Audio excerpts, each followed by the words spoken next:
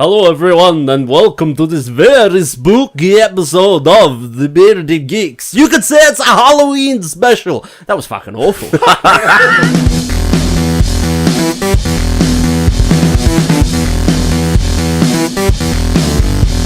Hello everyone and welcome to the Bearded Geeks, the weekly grab bag of topics covering movies, comics, video games and TV.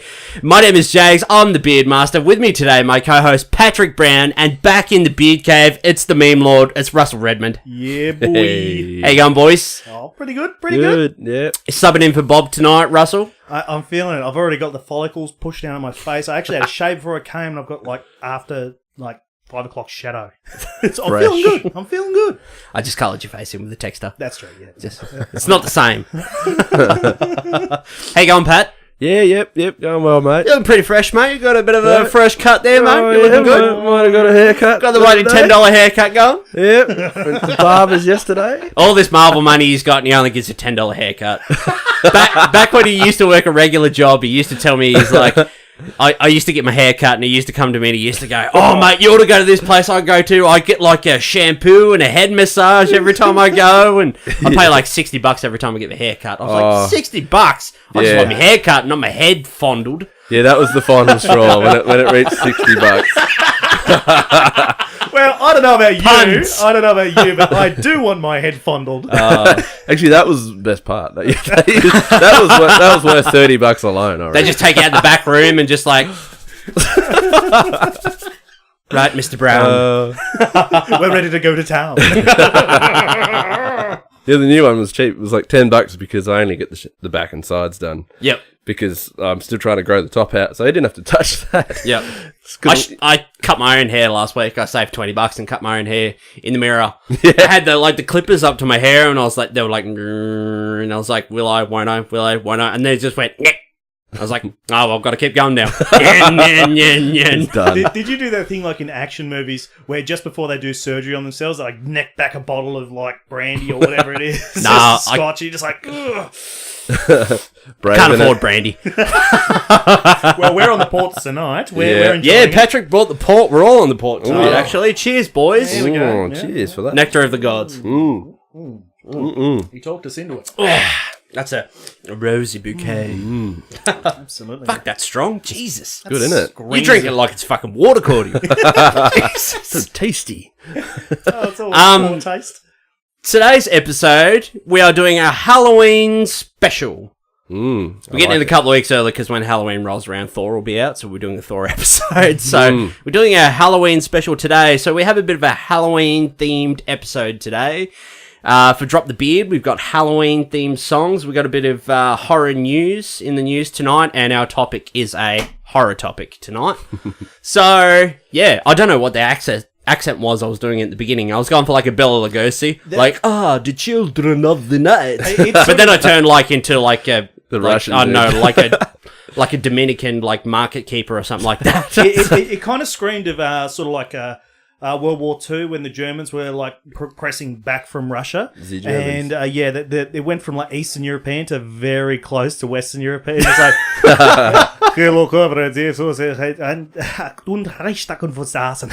That's like I moved from Transylvania, and then by the end of it, I was in Russia. Yeah, pretty much. Yeah. That's good though. No, good. Good. I liked it. Good effort. I liked it. The children of the night, the beautiful. And now I sound like Transylvanian pimp. Count Pimpula. Count Jagula. So, how is everyone? What's new in all of your realms? Or your dark, spooky castles? I haven't been doing much except for dealing with parents. Shit posting? Pretty much, yeah. Just making memes and just dealing with other parents online. Can you describe what shit posting is to everyone in the world? It's hard to describe, but basically it's the act of being a fucking idiot online to entertain others. It's different to trolling. Trolling is to entertain yourself. Shitposting is to entertain yourself and everyone else. So it's, just basically get on there, find a nice comment section, people are being too serious. Well, this is called for a nice, well-timed dick joke. Here we go. Bam! But other than that, I've just been dealing with parents online on Facebook who are just they love to play you think your kid's good. Or my kid, mate. my kid's so good. And then you say, oh, my kid did this that was pretty shitty. And they're like, oh, you think your kid's shitty? Well, my kid's even shittier. It's like some kind of... Like, and then you turn around and are like, what kind of fucking parent are you? yeah, exactly. Trying to one-up me with your shitty kid. Yeah, I mean, you don't have to tell me how shit your kid is. I've seen it, okay? Oh, yeah, so outside that, just been playing Pokemon Gold on the 3DS. Sweet. It got re-released on there, so I've been playing that. Something chronic, laying in bed. The wife's just like, you're going to keep playing your little Pokemon game? I'm like, I've got to beat the 3rd gym. I don't bloody annoy me, Did you see... Oh, fuck. I can't remember if I tagged you in it today. There was a video today, I think it was on Cool Burb memes or Rainbow Chicken memes. It was the cockatiel on the floor, and it was like a Pokemon battle, and this guy like rolls a Pokeball along the floor, and then the camera cuts, obviously, and then the top splits off, and like a Budgerigar like runs out, and like runs at the cockatiel. I lost my shit. It was fucking hilarious. I want to see it in the background too. It went. I need to see that. That was great. I'll show you later. Yeah, that was awesome. That was funny. Yesterday I bought Shadow of War, Patrick Brown. Oh, yeah. I'm jealous. Fucking great. Russell come around a bit earlier tonight, had a bit of a flutter with it. Mm-hmm. What do you think, Russ? Mate, it was fantastic. Oh, I was just loving those graphics. They're so pretty. You should see the good. facial animations in the cutscenes are a hell of a lot better than the first game. They're pretty great. As I said before, that game is sex.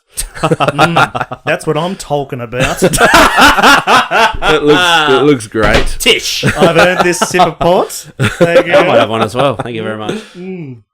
I need it. I'm a big fan of the first one. Like, huge. That was out of nowhere, wasn't it? Remember when the first came out, it wasn't really built up, was it? And then it just...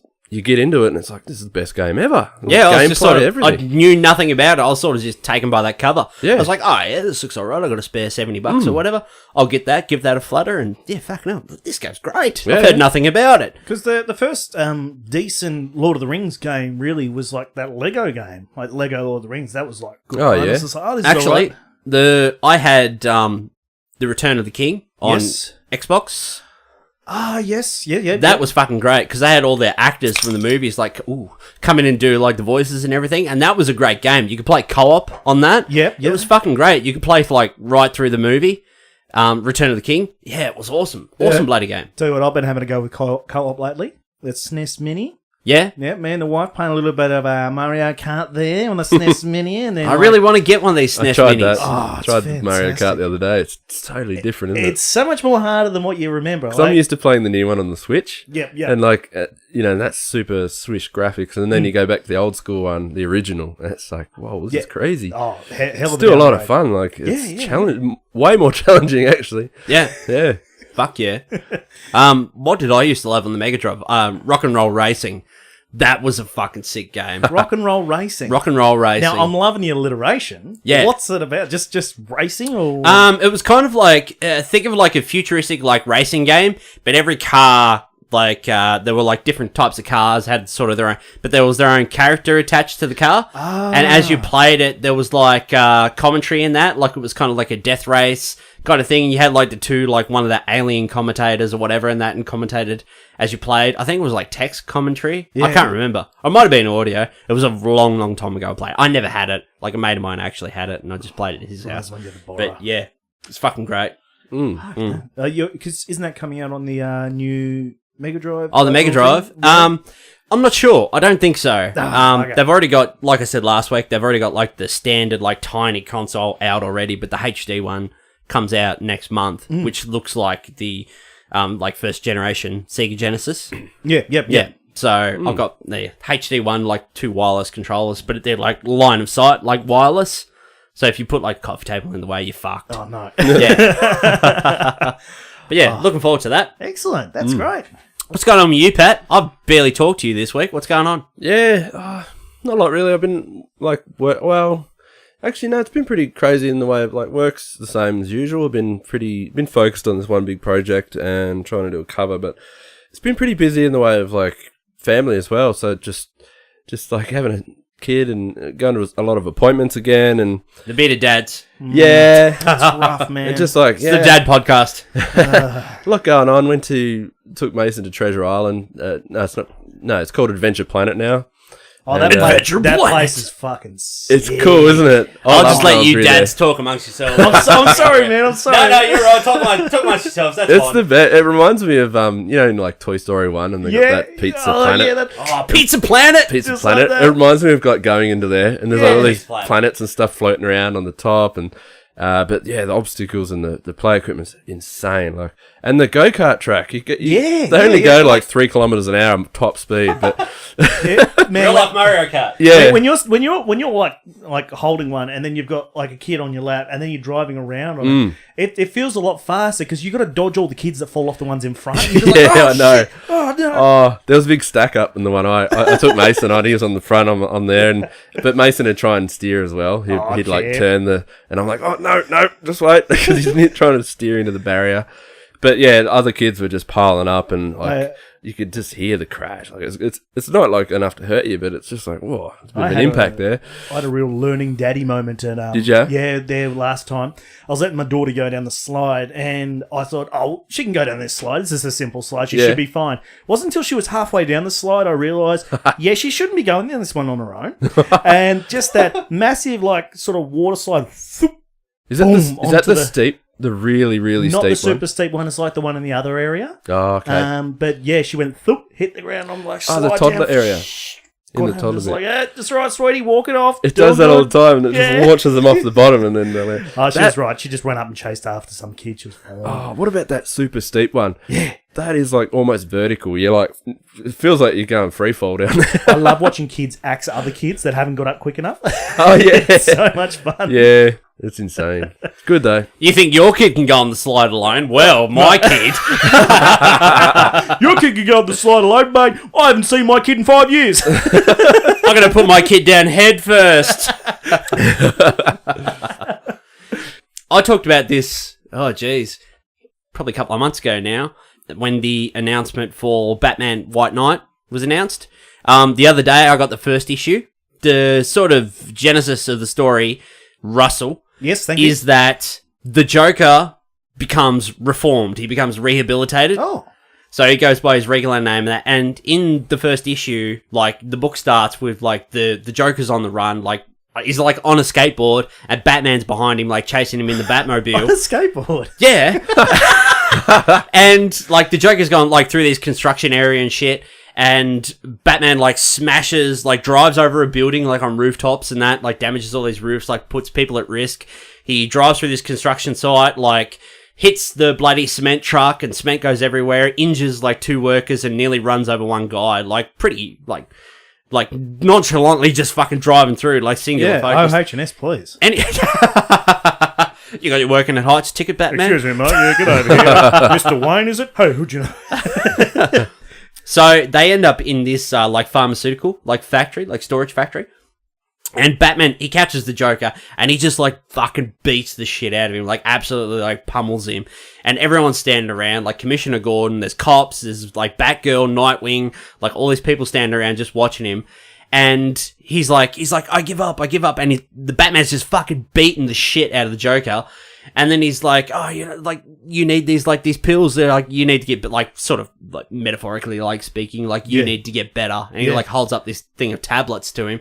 And Batman rips the lid off. He's like, you want your tablets? He's like, take your fucking tablets, mate. Oh, and he just, like, pours all these pills in, like, the Joker's mouth. And he's, like, choking and, like, can't breathe. And he swallows half these pills. Anyway, he gets captured. Yeah, Batman does this to the Joker. Pac-Man. Yeah. So he gets, like, captured. And then he gradually starts to change. He becomes less jokery. So they think it might be something to do with these pills. They don't know what these pills were. Mm-hmm. And yeah, he sort of becomes rehabilitated. He sheds his whole Joker persona and becomes like Jack Napier. Yep. Who was Jack Nicholson's name in the first Batman. Gotcha. Yep. Before he became the Joker. And he has like genius level like intellect. And then he starts like researching like his own case. And so, like, I get himself off. And there's this great scene at the end of the book where he's, like, being interrogated by, I think it's Commissioner Gordon. And fucking Jack just flies back at him. And he's just, like, throwing the book at him. He's like, Batman for fucking reckless endangerment and all this shit. Mm-hmm. So the story of the book is, like, the Joker becomes, like, a politician. And it's like he like devotes himself to bringing down Batman. It's like Batman's the bad guy, Joker's the good guy. And yeah, it's like he becomes like, he tries to bring Batman down by like following the rules, and I think he becomes like a lawyer and politician and everything and that. Yeah. So, the first issue was actually really good. That sounds Yeah. awesome, man. A few cheeky pingers and they've solved the problem. I'm homesick, Batman, yeah, no, I can't say. It's a fucking good book. Batman White Knight issue 1. If you want to read it, fuck it, do it, because it is a great book. Awesome. Also add that to your Dark Knight's Metal list as well. And all the subs books, like the spin-off books and everything, they're fucking awesome. Also played the Star Wars Battlefront 2 beta. Oh, yeah. The multiplayer beta. I thought it was a bit clunky and average. In what respect? But I liked the space stuff. Yep. Like flying around an X-Wing and that. The controls are a little bit different. They've like swapped the sticks over from like the first Battlefront game. So the sticks are like back to front now. I don't know, it's a bit weird. Everyone's complaining about the whole, they've got this whole loot crate thing, like in Overwatch and everything, where you can buy currency to buy these crates, and you can, it is essentially at the moment, the game is pay to win. Pay to win. So you can like... Pay to X win. Yep. I'll have another sip. Thank you.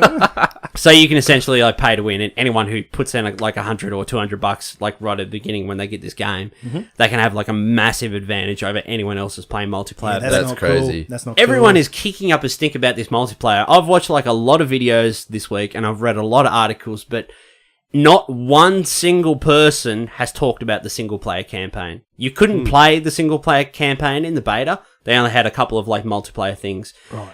And I've read so many people like in the comments like, after this I've cancelled my pre-order. I'm not paying for this bloody pay to win bullshit. I'm not supporting this. This is crap. And I'm like, I guarantee this game's going to come out and the single player is going to blow everyone away. Good. That's where like the whole focus is being. Yeah, it'll probably take a while for the multiplayer to catch up. It'll probably take 6-12 months for it to get where people are happy with it. Yep. But I don't think this is like, I'm not a guy. I'm a story guy over multiplayer first. Yeah. Like, And I the love a graphics- good story, a good single player campaign. Like, I don't mind playing online, but I like playing online with the boys, like Pat, Bob, Mark, everyone, like all the bros. We get on the bloody headsets and we're fucking drinking beers and eating chips and we hear someone open a bag. It's like, whoa, what are you eating? I just got a bag of fucking Doritos, mate. Oh, fuck, I want them. Oh. Chuck some Sailor Jerry Cheese in the dust mix. everywhere. Yeah, Sailor Jerry, yeah. Jerry's all over the place. But that's what I love. Like, yeah, so I'm really looking forward to this single player campaign. I don't know if I'll buy it straight out of the gate. I might wait a week or two just to see like some single player reviews, see what people are saying about the multiplayer first, and then like I'll jump in. Yeah. Because it's out like, what are we, October? It's out like the end of next month. Yeah. So the turnaround for this beta is going to have to be pretty quick because they've got like 6 or 7 weeks before the game's out. What about graphics wise? Does it look or like? Oh, it it like is. It's fucking set. a jump up from the first. Yeah. Yeah, Like, yeah. it is beautiful. Yeah, It is nice. a I saw the beautiful first, game and to the look first at. looked like it was watching a movie. Like you're just watching a goddamn movie. Like one of the levels on this was Naboo, Yep. and you like there's like a palace run. Like one team's trying to like storm the palace and take over the palace. So like they gradually like take this first area, right? You now push to the second one, like pushing across the battlefield or whatever.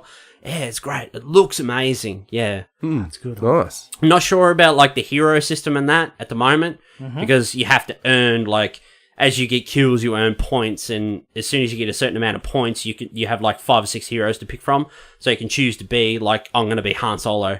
I've got enough points, I'm going to spend them on Han Solo and be Han Solo for a round. Yeah. But you can essentially, if you've got someone in the game who's like a fucking gun and just kills everyone, that's where the whole thing's broken. Like if someone comes in, buys all these like loot crates, gets great cards, upgrades them all, you know, and fucking clears house, they'll always be out in front. They'll always be playing as heroes and like just like killing people. So that's really fucks the balance. Of like people who don't want to pay for any of that stuff. Or who just want to do it the old-fashioned way and just fucking grind, which is what I'm doing on Shadow of War right now. I definitely know the feeling. Like in my personal respect, it's like when you go on the blocky route and you see all the kids whose parents have bought them really expensive like cars, and they're I always say beating that. everyone else on the blocky road, and they're just like out the window go, "Hey, look at you, plebs! My father bought me this vehicle." They're fucking tearing ass up the road around the corner. I was like, yeah, your fucking mum bought that car. She's still paying it off. You're just there in the Corolla going, "I heard this. I bloody heard this." They're still in college. Yeah, fucking oath. No, that sounds good. I might go into the news because we've got a bit on. So Oh, yeah. I'm going to jump into it. My first bit of news, actually, because we've got a bit of a horror theme, but this is a little something for me before we jump into the horror news. Mate, treat yourself. Treat yourself. Treat yourself. So the other day at New York Comic Con, which Patrick Brown went to last year, Oh, Paddy. on the DC Comics panel, Scott Snyder, who currently writes, who wrote the Batman New 52 run, wrote some Detective comic books, currently writing Dark Knight's Metal. He's announced his last Batman story for a while. This is going to be sort of his capping off. It's called Batman Last Night. And essentially, what the book is, it's Batman crossed with Mad Max. Oh, that sounds I like sick. it. So, the book is, I got a quote here from Scott Snyder. He said, he describes the last night as Batman suddenly wakes up and he's young. Like, he's woken up, he's like in a younger body, and he has amnesia. And he only remembers one thing. That's the thing that he swore to his father. He's like, "Yes, father, I will become a bat." That's the only thing he remembers. That's the line he has in his mind at the moment. So he wakes up in his younger body, and it says, Batman suddenly wakes up and he's young, but he wakes up in this post-apocalyptic wasteland, crawling out of the sand in this Gotham City that's been ruined. He's got the Joker's head chained to his belt, but it's alive and like, you gotta move, kid. It's got old Wonder Woman, baby Superman. It's like my lone wolf and cub Batman story. Wow. And that Wow. sounds fucking sick. You'd feel like the Interesting. Joker in one of those original stories there after he'd taken an acid tab. You know, you'd just be like, "Whoa, what's going on?" So he's got like a severed Joker head like on his belt talking to him like through the whole book. That's really cool. Snyder got some advice from Grant Morrison once, and he was like, you know, you have to give your characters, your superhero characters, you know, your larger-than-life characters, like a birth and a death to sort of like, to start your version of that character and end it with your version of that character. So this is essentially his death, not official death, but his last Batman story, but he wants it to be his last Batman story for a while. So, which is pretty cool, which sounds like a fucking sick sounds book. awesome. The whole I know. the Joker thing kind of reminds me of it'd be really cool how, you know, like in Arkham Knight, the game, and the Joker is there and he talks to you and stuff. Yeah, in your head, Just, like he's the whole in your time. head. Yeah, he's just in your head, annoying the crap out of He's you. just like hallucinating the Like whole time. that's what that reminds me of, and that was a really cool touch in that game. That was my favorite part of that game, just having the Joker. You're going to start reading some comics, Russell. I actually do. The wife, really? Yeah, the wife loves comic book movies, and she wants to read more comics as well. So Yeah, sweet. I think I might borrow some from you. If you ever need some recommendations, Yeah, just let me know. Big Bat fan. So yeah, Yeah, sweet. that's Easily, mate. I can recommend some books. excellent. Some trades and that. Yeah. Nice. Jump on Book Depository. They're super cheap. They're Excellent. like $17-18 a book. 5 or 6 issues in it. Off to a good head start. Sounds good. Ooh, Alright. I'm down for that. I'll give you some tips when we're done. Please. So on to some horror news. Bah! Jesus, mate, careful there. Are you afraid, little boy? Far out. Come here, I'll suck on your neck. Hello. I hope that's a euphemism. Never. Watching too many Bela Lugosi movies. At New York Comic Con again, Robert Kirkman, the creator of The Walking Dead, has confirmed that The Walking Dead and Fear the Walking Dead will cross over at some stage. About time, eh? We've had this discussion. I've gone off The Walking Dead because it's the same thing. It Weak. runs for... Sorry, mate. Just let me say my piece, and then you can... The seasons are too long. Same shit happens every season. I'm just done with it. I've walked away. But I actually really like Fear the Walking Dead. It took a little bit to find its feet, find its footing in the first season. But I've watched like the first 4 or 5 episodes of the second season. And I thought, this is pretty rad. Like, I'm liking this. Like, I like this different group, this different dynamic. So I've got another quote here for Robert Kirkman. And he says, so what I'm going to say, and this is all I'm going to say, is that there are 2 Walking Dead shows.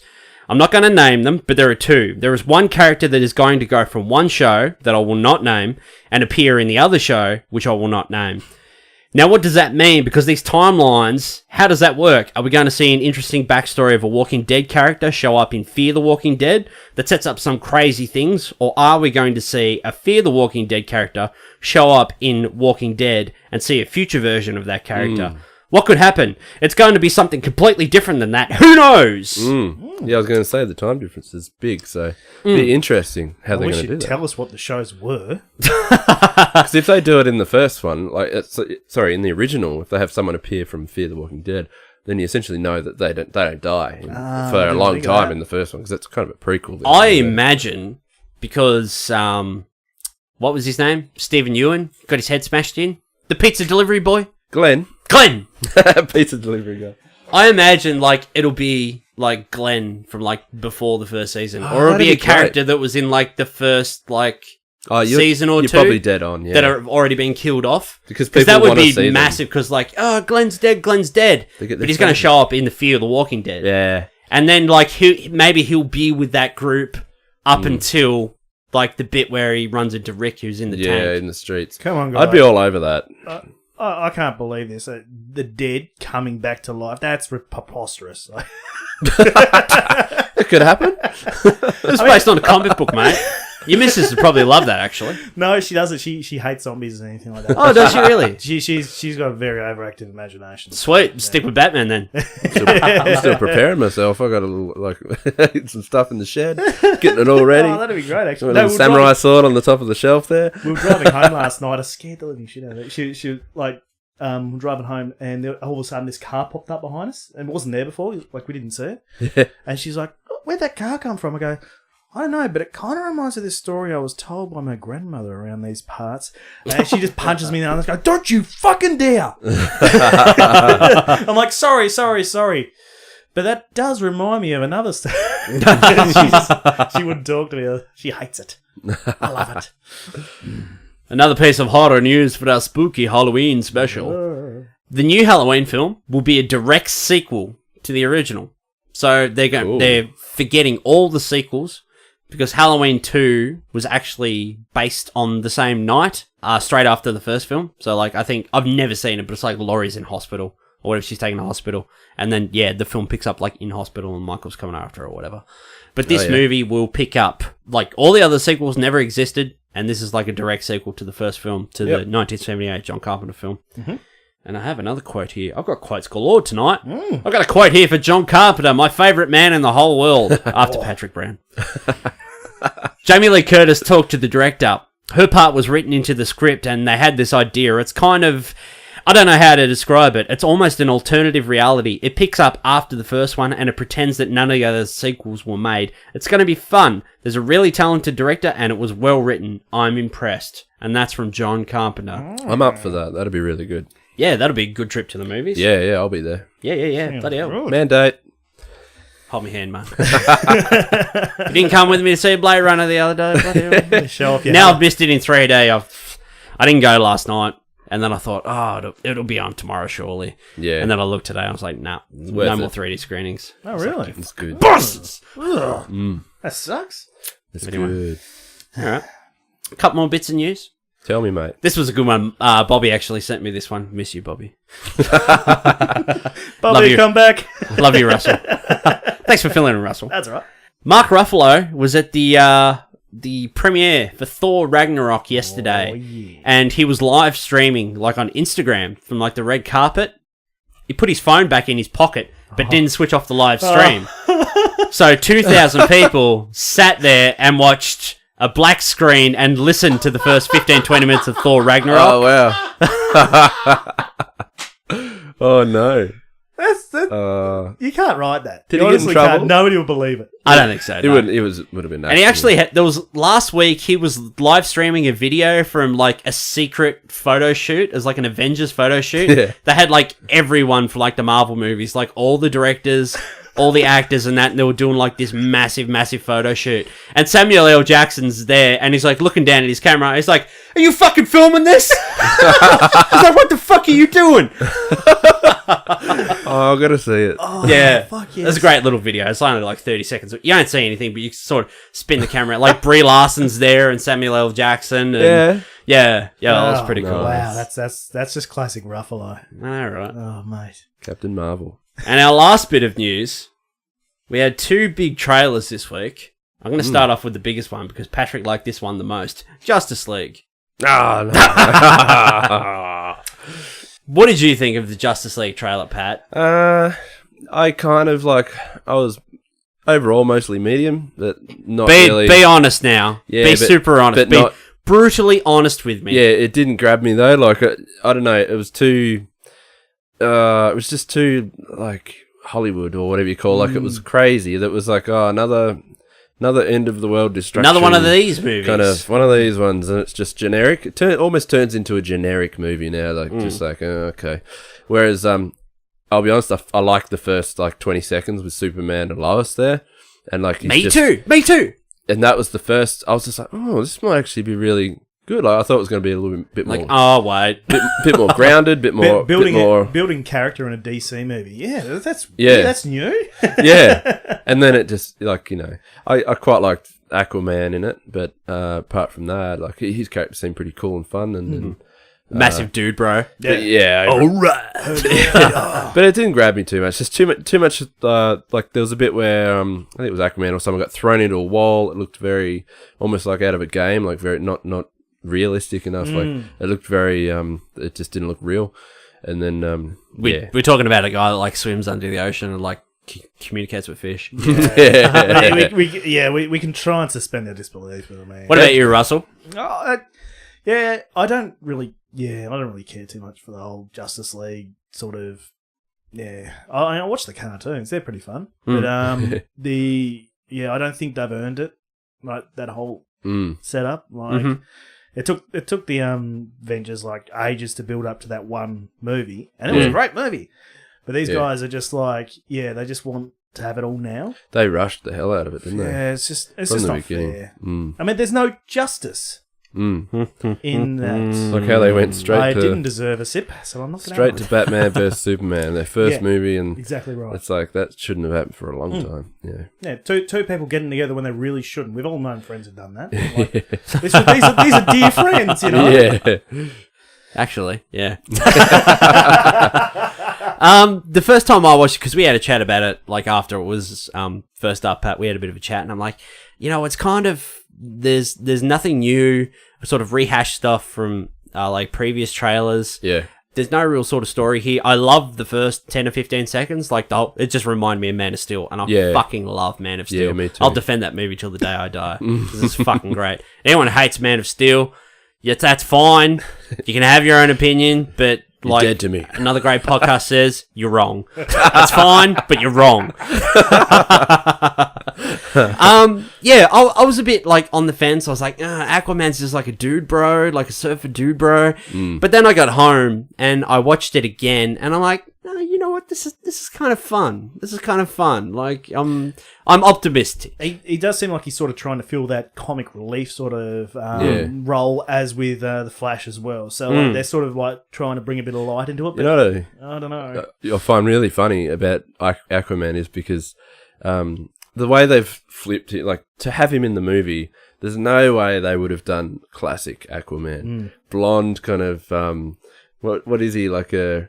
With his like scale mail like vest and He-Man looking kind of dude, with like bright green and riding on the back of a seahorse, yellow hair, and it's just funny how they totally flip that and like we need to put tats on him, give him black hair, let's make him like really kind of. He looks like he works at Top Topic, edgy and That's the thing about Jason Momoa though. He's Hawaiian. I think. Is he? He's Hawaiian. Oh, that works. And he said, this is great, me being cast as Aquaman, because he's like, my people are actually, like, in their culture, they come from the ocean. Are you sure he's not Samoan? Is he Samoan? I don't know. Jason Momoa from Samoa. That would be really cool. I've earned that sip. You've earned that one. I'm not sure. I'll have to look that up, Russell. Thank you.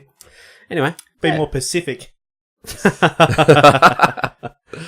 And the last bit of news, the Star Wars The Last Jedi trailer. Yeah. I literally just watched it before we started recording. And What did you think? Looks schmick. Primo, doesn't it? Not going to lie. I'm not It looks fucking expensive. Oh, yeah. It looks really good. I'm not a big Star Wars fan, but these... Get out. No. Get out. You're done. I watch them, but I'm not like real fanatic like I should be. Like I'm a dirty nerd, but I don't like get into it like other people. But that last movie, You're one of these Zelda fuckheads. I'm pretty much wearing the shirt today. So yeah, I said it before, but I'll say it again. You Hyrule. yeah, boy. I'll take that sip. Yep, you have that. You've earned it. But no, that the last Star Wars movie, absolutely adored it. And this one here is exciting me as well as just movies. Like I'm really enjoying the movies. Mm-hmm. I'm about the same as you, actually. Like, I'm not a diehard Star Wars fan. But you love going to a Star Wars movie. Yeah. I will watch them. Yeah. And, mainly just the recent ones. Like, and I do like the older ones. But I was never really a diehard fan, but they're starting to really get my attention, and I really like watching them. I enjoy them, and I'm you could call me a small fan now. That's good. Yeah. Yeah, this new one looks quite good. Like, I'm really interested to see where they're going to take it. Yeah. I think there's a lot of misdirection planted because Ryan Johnson said, he's like, stay away from trailers and that because I consider all the media coming out now to be spoilers. Yeah. But he has like a pick list of stuff that the media and advertising guys are not allowed to put in any of the trailers or advertising. Yeah. Good. So I think it's purposeful misdirection. Yep. Because he's like, all the stuff that's in the trailers are going to be spoilers. And then we're watching these trailers think that stuff's getting spoiled, but it's actually not going to be. Like at the Trying end, to just set up this belief that it's is being spoiled, but then when we go, trying to a counter reverse psychology kind of thing. Is that at the end where Kylo's trying to get what's her name again? Ray. Call yourself a fan? Yeah, I know. See, I'm not a small fan. And then it almost looks like she's going to go to the dark side, but no. I understand. Yeah, those look like two completely different scenes that they've come together. Yeah, true. Yeah. How good? Sorry, I just thought I'd give a quick mention to Leia. How good does she look? They've brought her back. The 3D version of her in the trailer. It's not a 3D version. I don't think it's actually her. Is it really? Is that filming before she passed away? Yeah, because she completed her part. Okay. I think. Oh, yeah, that's right. But they had to rejig her story because obviously she's not going to come back in the next one. See, I thought that was 3D done. I thought that was fake. Now, do you guys think that the Porgs are going to be like the Ewoks for this sort of movie? I saw another guy talking on a video the other day about it, and he's like, everyone thinks this is a Baby Groot situation. They're like, this is just a whole merchandise kind of thing. Mm-hmm. And yeah, I kind of believe that. But then at the same time, he said, which he's totally right about, he's like, Star Wars has always been it is this space opera, this saga and that. Yeah. But they do exist in this universe where all these little aliens and all these weird little things exist. So that's another cool nifty little alien feature to incorporate into the film. How those Porgs feature will be interesting and whatever. But yeah, they look pretty cool on the trailer and stuff. I can't help but feel that they went onto Reddit and got all the top cutest pictures that have been posted and just squashed it into one creature and said, right, this here's the cutest fucking thing you're ever likely to see, and it's gonna push units, baby. I bet you that little thing is probably one of the most threatening. I bet you it turns into some kind of or evolves into some kind of crazy beast. It's like a Pokemon. I bet you it's not so cute and innocent. That's probably the trick. The only sort of thing I noticed in this trailer is that Chewbacca looks like youngified. Oh, right. Chewie looks like he's been into the bloody super coat. Look like he had his a hairbrush. coat's nice and shiny and everything, and you got the hairbrush out. Oh, jeez. Maybe you got one of your haircuts, Jakes. Thanks, mate. I did it myself. You got to put up a photo later, mate. You look sharp. We'll get a selfie. We'll put it on the chat. Yeah. Pat, we totally forgot. Drop the beard. Yeah. Let's do it. So let's do it. It's time for another weekly Halloween installment of Drop the Beard.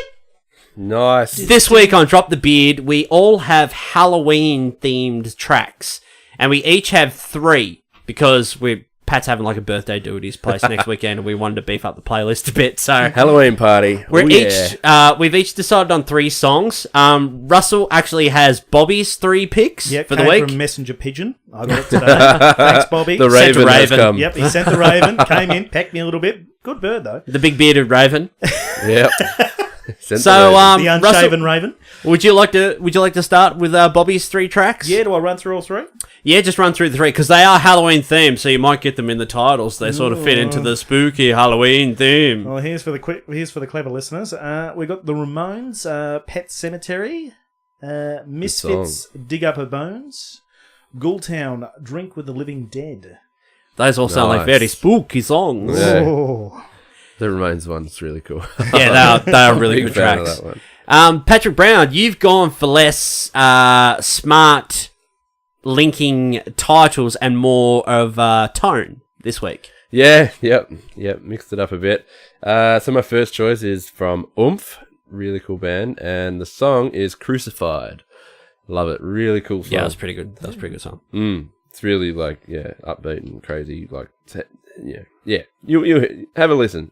Look it up. Anyway, my second song is from Death Stars, and it is called Virtue to Vice. It's very Halloweeny. Every time I've ever had a Halloween party, I'll have that in the playlist. Yeah, it is a very spooky track. Yeah, it's really cool. Yeah, that tone. Yeah, it's great. Yeah. And your third one, which is my favourite of them all, lay it on us. Yeah, third one is from The Midnight, and it's also featuring Nikki Flaws. But the song is called Jason, and it's basically it's like Jason Voorhees. Yeah, it's a song about Jason, like the killer from the movies, and so it's a very 80s synth kind of track. So it's very throwback. That fucking saxophone they got in there. Yeah. And it's like great. It's so cool. It's kind of cheesy, but it's more of like the lyric is all about like Jason, and it's just about him killing. It's like it's you got to listen to it. It's pretty funny. Actually. I'm going to be looking forward to those that track next week. It's a good song. It's a good at song. the barbecue at your place. Yeah. Right, what's yours, Jakes? So I've got 3 tracks here. You would call them the 3 tracks to rule them all. These are going to rule Halloween. Are you ready? Oh, lay it on me. My first pick is Rob Zombie, Living Dead Girl, which is a fucking great song. Good choice. Song number 2, which is fucking epic track. Blue Oyster Cult, Don't Fear the Reaper. Nice. More cowbell. And my third track, Alice Cooper, Welcome to My Nightmare. Nice. It's a great song. He did an appearance on The Muppet Show once, and he was dressed up as like Dracula, and he did this great track, Welcome to My Nightmare. He's like dancing with all the Muppets in like this castle set. We had it on VHS when we were kids. It is fucking awesome. Nice. We just had they released like this Muppets tape. It was like a compilation tape of all like these like singers and artists and that appeared on the Muppet Show. It was just like all their songs, but like where they were on the Muppet Show. Yeah, it was fucking great. And Alice Cooper was on there. Welcome to My Nightmare. Welcome to my nightmare. And now we got Mr. Cooper. All added to the Spotify playlist. Yeah, good. So if you want to check out those tracks and every other track we've added, you can just jump on Spotify and you can search for the Bearded Geeks or Drop the Beard, and you'll find our Drop the Beard playlist. So you can discover some new music and listen to some great shit that we listen to. Good stuff. So we'll move on to our topic this week. I didn't actually say at the top of the episode what our topic is. But our topic for the week, our Halloween episode spectacular. No, our episode spectacular's next week. It is favourite horror movie moments, or just favourite horror moments. So we're not relegating this just to the film genre. We're talking TV, we're talking comic books, we're talking video games. So this isn't like a definitive list, but we've just come up with just some stuff each that we're just going to bounce around the room, we'll bounce off each other. And like I've got some scenes and moments written down from some films and video games. I've tried to go a little left of center field, but I haven't done sort of like your mainstream, like The Exorcist and The Bloody Omen and all these movies. I've gone something a little different. The sort of not the B grade stuff, not the stuff that always makes the top of every top 10 list or whatever. So I've tried to mix it up a little bit and put a few other things in there. So good work, Pat. I would love to hear one of yours to begin with. All right, I'm going to start with one that absolutely scared the crap out of me. I know what it is. No, Tell me. Oh, I bet you don't. It's one moment. I'm talking about a single moment I know what it is. in a game that you probably wouldn't expect. It's PT. No. Oh, Damn it! fuck, I forgot about that game, actually. Don't worry, PT's on my list. We'll get to that later. Good, yeah, good. So what's this? Just like a moment. So mine's from Arkham Knight, and the moment when Oh, yes! it's just like, great game, and it's, it's not really a scary horror game at all, but, swinging around, I was just swooping, flying around grappling the city. from building to building. Yeah, just grappling, and then I zip line straight up to this building, and then bam! I'd just go to grab onto the ledge and climb over, and the fucking man bat, that big creature. It's Massive jump scare. like an actual bat-like creature jumps over. Yeah, big jump scare. And I fucking shat myself when that happened to me. I did not expect that at all. Didn't know it was coming. Because it's in gameplay. You're just swooping around the city. Like you're just flying. zipping from city to city, and it just like randomly happens. Like Any, when any you get building, to, I guess. and he just like leans over the edge, like and just roars at you, like screeches out, like, Yeah, and then he screams in your flies face. off. The whole screen That's fills great. up with his face, like screaming at you, and I'm like, whoa! And this And is that's all like- in-game, not like Yeah. a cutscene, because you feel No the cutscene cutscene. like when it breaks into a cutscene. Yeah. But the fact it's in-game, that's great. And then he that's just like climbs a- up, and he's just like, Yeah, that's like a side mission activation. Yeah. Yeah. And then you like fly around. You can hear him flying around, and you got to follow him and hunt him down. Pretty much like detective the crap out of it, like Yeah. try and get him. Yeah, that moment was one of the tops That was a for fucking me. great moment. Yeah, scared the shit out of me. That did. Absolute crap. Out. Although I did 100% that game in 4 days. So. And I also mentioned the Arkham Asylum. Killer Croc, the first game. So the first Batman Arkham game, and that mission like with Killer Croc, and you go Where down. you have to like creep along the Yeah. boards and stuff, and if you run too loud, like Croc will jump up and grab you. Yeah, that was a great. down mission, in his yeah. lairs or in the Yeah, sewer yeah. parts. Yeah, you get, good bit of tension in that when it you is. first play it. It is because it's like he's quite threatening, and it's like you just like it's all sewers and there's just water surrounding everywhere, but you got these boards in the middle, and you got to just walk across them, and like you have to be as quiet as possible because he can detect your movements, and if you get hurt, he busts up and like rips you to pieces, and and then there's that bit where you got to run, and he's coming after you, and he falls through, and that was a really cool moment. It's one of those memorable ones. Yeah, that's a good one. Well, on the topic of video games, there was a video game I played recently. I won't give you the title because it'll give away sort of the ending. But it's like an RPG. I pumped like hours and hours and hours into it, and then you fight the final boss at the end. And the final boss is just like, oh, you think you can beat me here? Well, I can beat you. And it just like stops the game, turns off the game, and then basically you turn it back on. Like you just start going through, continue, and then you go to continue, and then you press the A button, and it just goes down to delete file. Oh, get Like, fucked. what the fuck? And you press up, and then when you press up, it goes down to yes. And I'm like, no. I'm like, what do I do? I don't want to throw the bloody 3DS on the bigger. No, I'm not. Oh, and so I'll press A, and then it's just like that whole, video game thing where it's like, oh yeah, we'll do this and believe in yourself, and then all of a sudden, boom, this happens. And Believe in you yourself. save it. Well, and- oh wow! I tell you Typical what, RPG fare. did I believe in myself? No, I shat myself. I thought I was going to delete the other thing. That is actually a horrifying moment. It scared the shit out of me, man. There was like this game, I can't remember. I've seen it on I watch like a lot of list videos because I love list videos. I saw there was some game, I forget what it's called, but you have to, when you get to the end of the game, like it's kind of an RPG thing, so you grind the fuck out of it. And then when you get to the end, you have to do something to save someone. You have the option, to save the world, you pretty much have to wipe yourself from existence or something like that. And then if you decide to do that, like for the greater good, you're like, do you want to wipe yourself from existence and save the world? And you're like, yeah, okay, I'll do it. But then once it's done, you get through the game and then you go to load your game and it's deleted your save. So it literally wipes you for everything you've done. You've wiped you from existence, so it deletes your save as well, in fitting with the end of the game. So you never you don't exist anymore. You've never existed. Wow, that's. How'd you feel about that when that happened? Well, I never played the game, but yeah, I saw it on this list. I was like, Oh, wow. fucked. Man, that's crazy. The kind of gamer that I am, the hours I put into these games, Yeah. get fucked. You'd be I'd be devastated. irate. I'd have that internal satisfaction. Imagine that happened to that The I did Witcher. the right thing. But Yeah. It's just like, oh, fuck, I just played that game for like 92 hours. Like all Save those the world or hours, save your file. all those hours in choices. Skyrim gone. Imagine that. Oh, yeah. Imagine the amount of that. houses I broke into. God. Yeah. I'm going to lay down a couple of picks here. Like I said, I haven't gone for like the total like mainstream like picks. But I want to start off with a film that everyone knows.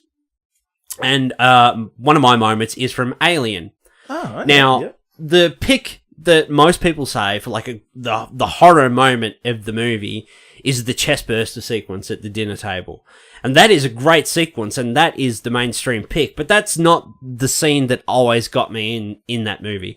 The scene that always got me is Kane, where he's in the egg chamber, and the egg opens, and he leans over to look inside the egg, and there's literally like no music. Like the only sound you can hear is like Kane breathing inside his helmet. Right. And then you just get that jump scare of the facehugger jumping out and like grabbing him on the helmet. Yeah.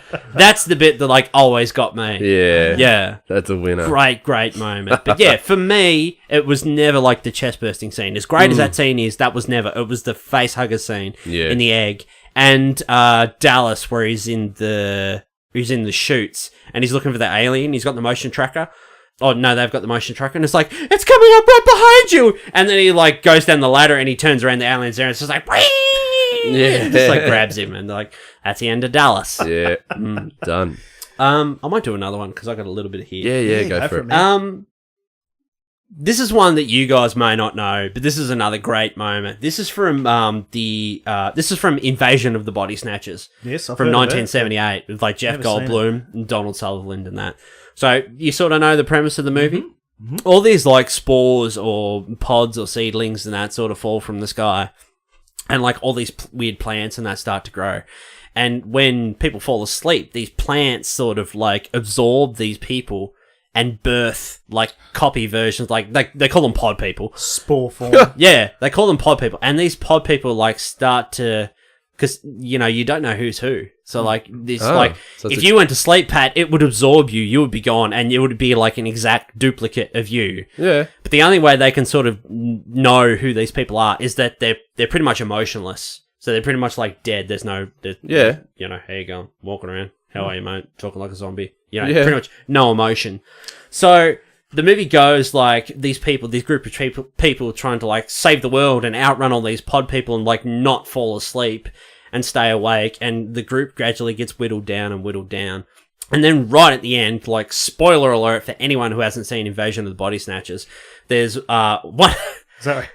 There's one lady from the group who still exists, and she's walking through the world. It's like normal day to day. All these pod people like going to work and doing all this, but they're all emotionless. So she's walking through like faking being emotionless, and she sees Donald Sutherland. She walks up to him and she goes to talk to him, and he turns around and he sees her, and she's like, he goes to speak to her, and he points the finger at her and tips his head back, and the pod people, when they notice something, they do like this like otherworldly like roar, like.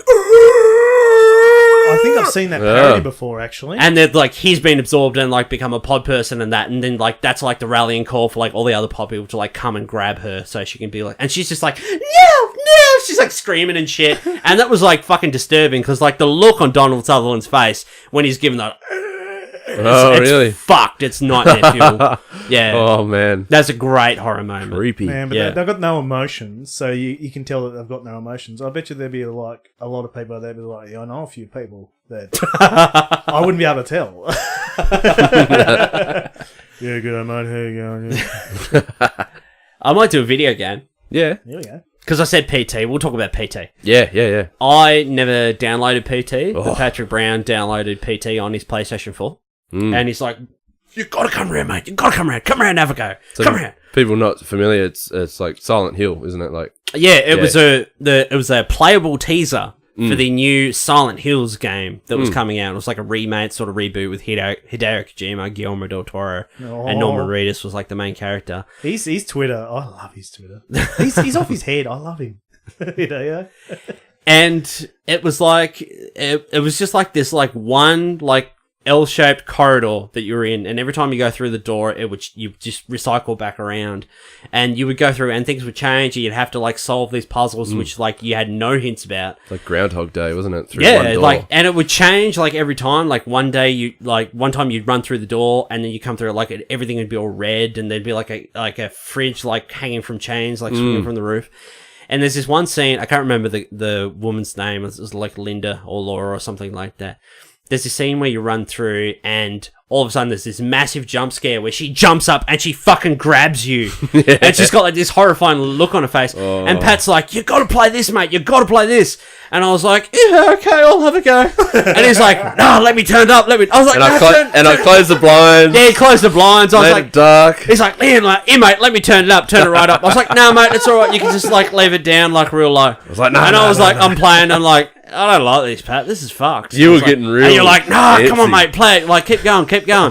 And then you hear like, you walk past this door, and the door just like, it just like creaks open, and you see like someone in the door, and it's fucked. What about that bit, and you go through, and like everything's gone red the next time you go through the door, and you just hear this like swinging kind of, there's like a crying baby, and you turn the corner, and you just see this big fridge that's got blood coming out of it, and there's like, you can hear a baby crying inside of it. It's like, it's chained up and stuff, and it's like really And you go weird. in the bathroom, and there's like this like weird deformed like baby fetus in the sink. Yeah, like a fetus.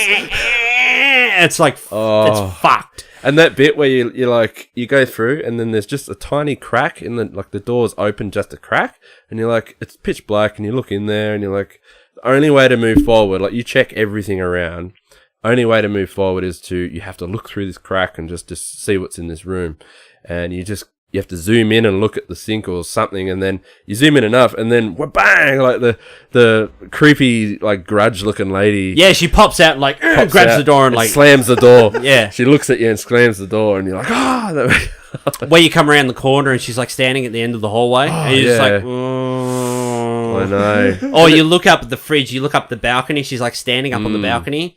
Because it's like kind of like a flashlight vision. And so when you look up, there's only sort of like a circle of like area that you can see, and all like the corners of the screen are like blackened out, like you've got it like a flashlight, like a torch. Yep. Yeah. Best and you part like see her like standing up there, and you're like, and the best part about those as well are like those are bonus kind of things. Like you could miss that. You could walk past and you don't have to see her up there. But if you happen to look up at the top corner, you can just see a glimpse of her looking over the balcony, and then she walks away. Shit like that. Like, it's really creepy. And the best part, well, it's the graphics. Like, they look almost photorealistic. That whole entire game, like, that's what made it so scary. It was like... But then Konami cancelled it, and like, that's the end of that. Game was done. No more. Oh, okay.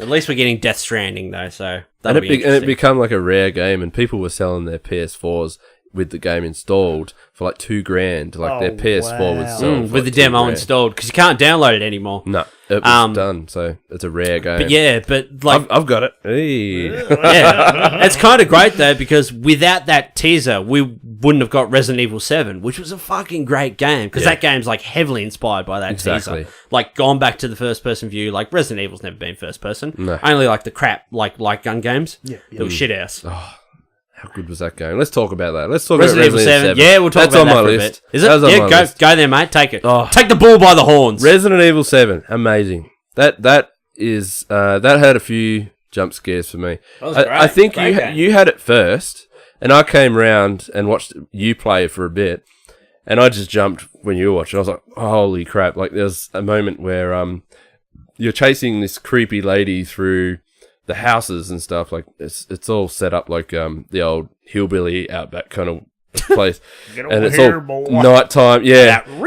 Rachel Lee. And you're chasing this woman, or you're trying to find this this woman because she's taken the lantern or something.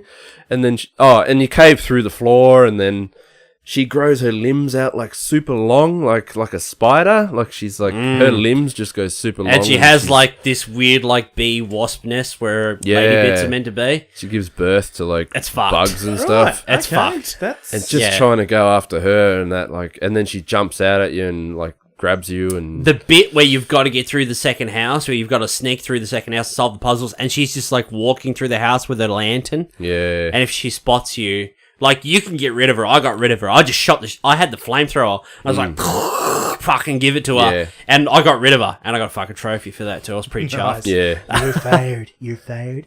Yeah, I remember that bit. That is a great game. I really recommend that game. If you like a good horror game, good first-person shooter with some puzzles and stuff, you can't go past Resident Evil 7. That is a great game.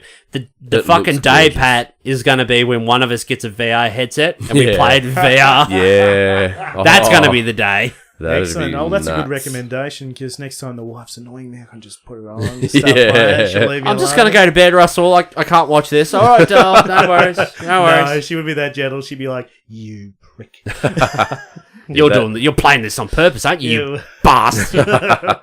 Yeah, that had some good scares. Two strawberry milks, Russell. Yeah, I know. I stuffed it up. Like, I should have been looking at the comments. It was so funny. Russell did this live stream on like Facebook Live from the supermarket last night of him doing his grocery shopping. Well, and his wife's just there at the bottom, just like commenting, like getting milk for your daughter and stuff. And it was just like 2 pink milk. And then someone else would comment, and you're just walking around fucking talking about whatever, like chooks and shit. Yeah. And then she's just like, 2 pink milk, get 2 pink milk, get pink times 2, don't forget the cat food. Well, she wouldn't come with me to the shop, so I figured, well, why can't everybody else come with me? So I got like 25 people watching. They're all going, do this, do that. One of them was me. Yeah, you just sit there. I told you to go to the bottle shop and give me some salad Jerry. You didn't. You're like surfing up the aisles on the trolley. And look for the reduced to clear chickens for you. Pat. Yeah, like, yeah. Chickens, make sure they're reduced to clear. Always got to look out for those cheap chickens. Oh, nothing better. Another one for us, Pat? Yeah, I have. While we're on the topic before of Alien Isolation, the game. That was on my list too. Was it? Absolutely. Yeah, I just thought, like, that game alone, just playing that was so... The atmosphere and the feeling that gave you. And then it's dead silent and there's, like, barely any kind of music around and you just got to creep through and you don't really have any kind of weapons to fight back. Nothing serious anyway, no guns. You can't kill the alien. No. Like later in the game, you can get like a flamethrower. Yeah. And if you get spotted, the alien will run at you and you can torch it and scare it off. Yeah. That's all you can do. You cannot kill the alien. And that was the best part because there was a real threat in this game. Like, all you do is die. If you get caught, you're dead. Oh, yeah. So that's the whole... This game is just survival. You play it at your best, you'll live. And then... just hiding and trying to hide all the time under a desk or whatever. In a locker. But just that feeling of hearing this slithering through the vent above you and then you just hear it just slide through and ka-thunk on the ground and you hear these stomps up the hallway. And the tail, like, you're hiding under a desk and then the tail, like, flops over, like, right next to you and then it sort of just starts to slither around. Like a snake, it just slides across and it's just there. And then, you know... Or if you go near a vent and you can see dripping coming out of it, you know, it's saliva. Like if you run underneath, it'll just lunge out and grab you. Yeah, that's what you look out for. And Pat tried to get me to play that game for 12 months. Like I tried twice to play it, but I just didn't. I wasn't in the right mindset to commit to it. Yeah. Like I had there was another game coming out in a week that I was going to get, and I'm like, I can't start this now because I don't want to like half start it. So anyway, Pat was on to me for like every time I mentioned like Alien for like 12 months, he'd be like, "Oh, what about Alien? You got to play Alien Isolation. It's going to be. You got to bloody play it." Anyway, so eventually I got around to it and I played it and I played through it and it's a pretty long game too. I think I played it for about a good 20, 25 hours. That's pretty good for a non-RPG style. And this is a fucking great game because this is like you feel like you're in the world of Alien because technically you're on a ship. Yeah. What was it called? I can't remember what it's called in the game. But it's exactly the same model as the Nostromo from the first film. So it's a big mining vessel. It's exactly the same model. It's got all the same sound effects, the computers, the tac-tacking keyboards and everything in that. Best. And you run around and you really feel like... You feel like you're in the movie. You're in like the first movie. And then later on, there was DLC... which I played, where you plays like Ripley and stuff. You reenact like the escape from the first movie, where you activate like the self-destruct sequence, and then you got to get to the evacuation ship. I played that. That was fucking sick. Like playing it, and Sigourney Weaver was back and did like the voice and everything, and it was great. Wasn't it good? And like you said, like they've stripped everything of any kind of generic kind of shooter game or anything like that. So it really did feel like a survival game. That was quite new to me as well. Like we haven't had a lot of that, and that just this game really it was perfect. The way they did it. It was a smart move, I think. Because this is like a hiding and like survival game. Like I fucking hate games that I have to hide and sneak and stealth around. I fucking hate it. But like once I got into the mindset of this game and like what it was, like, yep, I was into it. Yeah. And it took me ages to get through it. I'm like, surely this game's going to be over by now. Because it turns the alien into an actual threat, doesn't it? Like you can't shoot it and kill it. There was one level that took me 3 hours to get through because I spent half of that hiding in like a closet, like waiting for the alien. Like I was too, because this was like right at the beginning of the game. You just come out of the closet like, hey! Before I really like had the flow and sort of the dynamic and really understood like the gameplay and the alien AI and stuff and what I could do and get away with. So, like, I hadn't really sort of experimented by then, so I'm like, hiding, and I went to get out, and then I come back in, and like, because there's like 2 different AIs. There's like the alien AI, and there's another AI that's like localized to your area. Yep. So wherever you are, the second AI tells the alien AI what rough area you're in, because like the alien's like right on the other side of like the level you're in. So like, and then you get like through a door into like the next level. And you're sort of looming around there, and the alien comes, and you're like right on the other side. The alien's like, I was always like, fuck, how does it know where I am? Like, it's always, even if I was like right on the other side and sneaked away perfectly, it always just like ended up where I was, in the area. I'm like, this is fucked. Like, I snuck through there perfectly. There's no way he would have known. And anyway, like there's always that constant threat. But once you learn about the game, and as soon as you pick up the first flamethrower, like you're pretty golden. Well, this has given me an idea for a game called Bogan Isolation, where you got to get through town without being attacked by bogs. You'll hear them in the background going, and you're like, oh, got to slip past, and they're just like, oh, they drive past some commies. You're like, oh, this is tense. More local references. Sorry, Australian local references. And the cops are like the synthetic androids. They're like walking around like breathalyzers and shit. They're just walking around like, keep blowing, keep blowing, keep blowing, stop. Excellent. Well, I the breathalyzer. Russell, hit us up. Okay, probably a TV show. When I was younger, this specific episode scared the living shit out of me. Courage the Cowardly Dog. Yeah. There was an episode with the mummy. There was a mummy in it, and it was fucking frightening, man. Like, I used to sit down and watch cartoons like, oh yeah, cartoons. And then as soon as this would come on, I'd be like, nah, fuck this. I know this one. I've watched this one. I'm changing the channel, and there'd be no other cartoons on. So I'd have to watch it, and I'd be sitting there going, oh, I'm pulling the covers over my head. Oh, this is terrible. Is there anything specific about what the mummy did in that episode? Or is it just the character? Yeah, the animation was like real spooky, and like the noises it'd make, it's like real freaky. Yeah. And I was like, oh, this is fucked. Have you ever watched it like now? Like as a grown up? I actually haven't. I'll probably go home tonight and I'll watch it. And I'll be like... Haunt your dreams. Yeah. It's all coming back to you now. It's actually funny you say that, because when I was a kid, like, we talked about this the other week with our movies that rocked our childhoods, like, movies we saw that, like, scared the shit out of us. The same happened for me with, like, a lot of cartoons. Yeah. We had Scooby and Scrappy-Doo show, like, VHS. It had a couple of episodes on there, and there was an episode called The Demon of the Dugout. Yeah. It was like, I think they were in... baseball sort of... Yeah, it was a baseball... They were in... I think they were in like China or Japan or something like that. Japan, because they love baseball over in Japan. Yep. And there was this demon. It was just like the demon mask was just like freaky. Yeah. And yeah, that was always one thing that sort of freaked me out. Was it like that sort of kabuki style, like Japanese demon mask? It's got like all the twisted face and everything like that? Yeah, and it had like this long silvery kind of hair. Like a blue sort of kimono and that. Japanese demons, man. They're and like the wooden bloody thongs and whatever they wear. I don't know what they're called specifically, but yeah. The first installment of Crocs or whatever they were, the wooden Crocs. Do you know what, buddy? That was funny on that video last night. You walked past, you're like, oh, crocodiles. And then you like sort of kept, just like lingered over it and then kept going. Sorry guys, more local references. Look up, Google Crocs.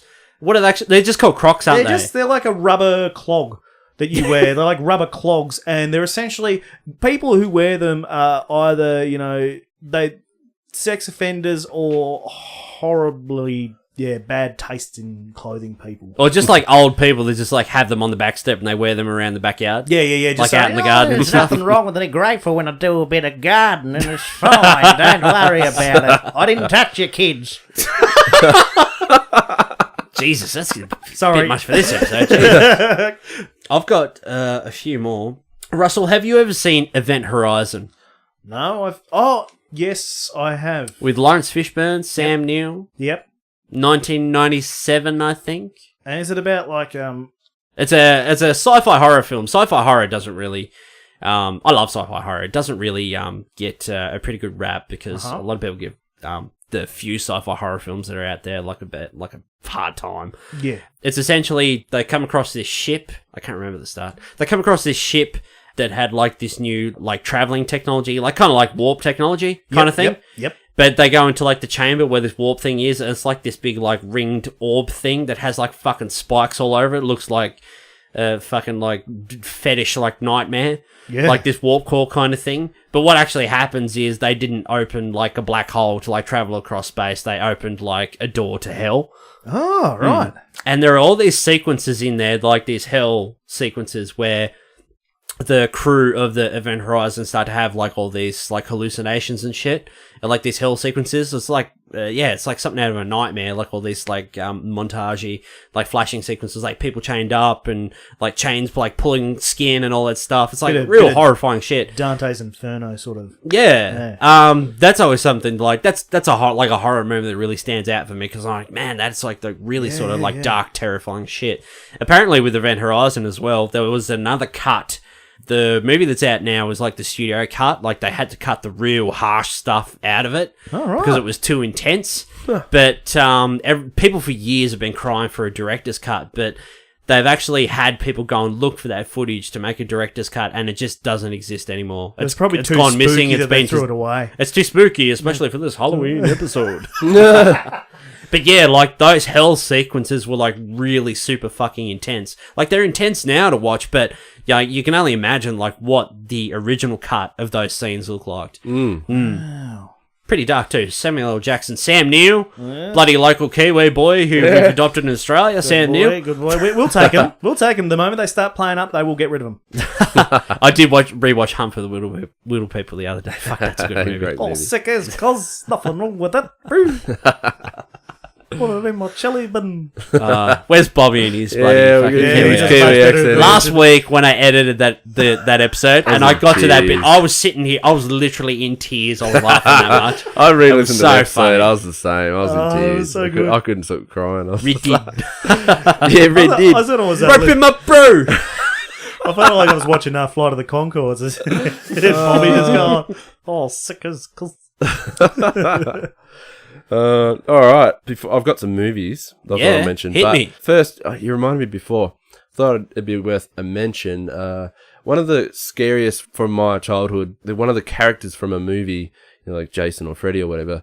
If I saw a photo or a DVD case, You would shit. or VHS case, I should say.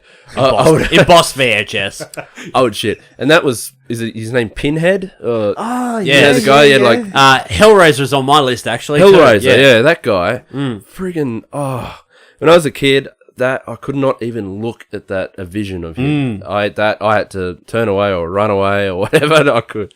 Yeah, I just thought that's worth actually mentioning. that's a pretty. Well, like, horror fans don't love it, and I love that movie, but, like, watching that movie, that is still, like, a fairly intense, like, movie for, like, the stuff on that they show. You've never seen... Never wanted to. Yeah, you should definitely give that movie a watch, especially the first one. The second one is also quite good as well. Like, it gets a bit of a bad rap. Like, some people shit on it, but it's actually a really good sequel, the second one. Yeah. Oh, what a prick. Hellraiser.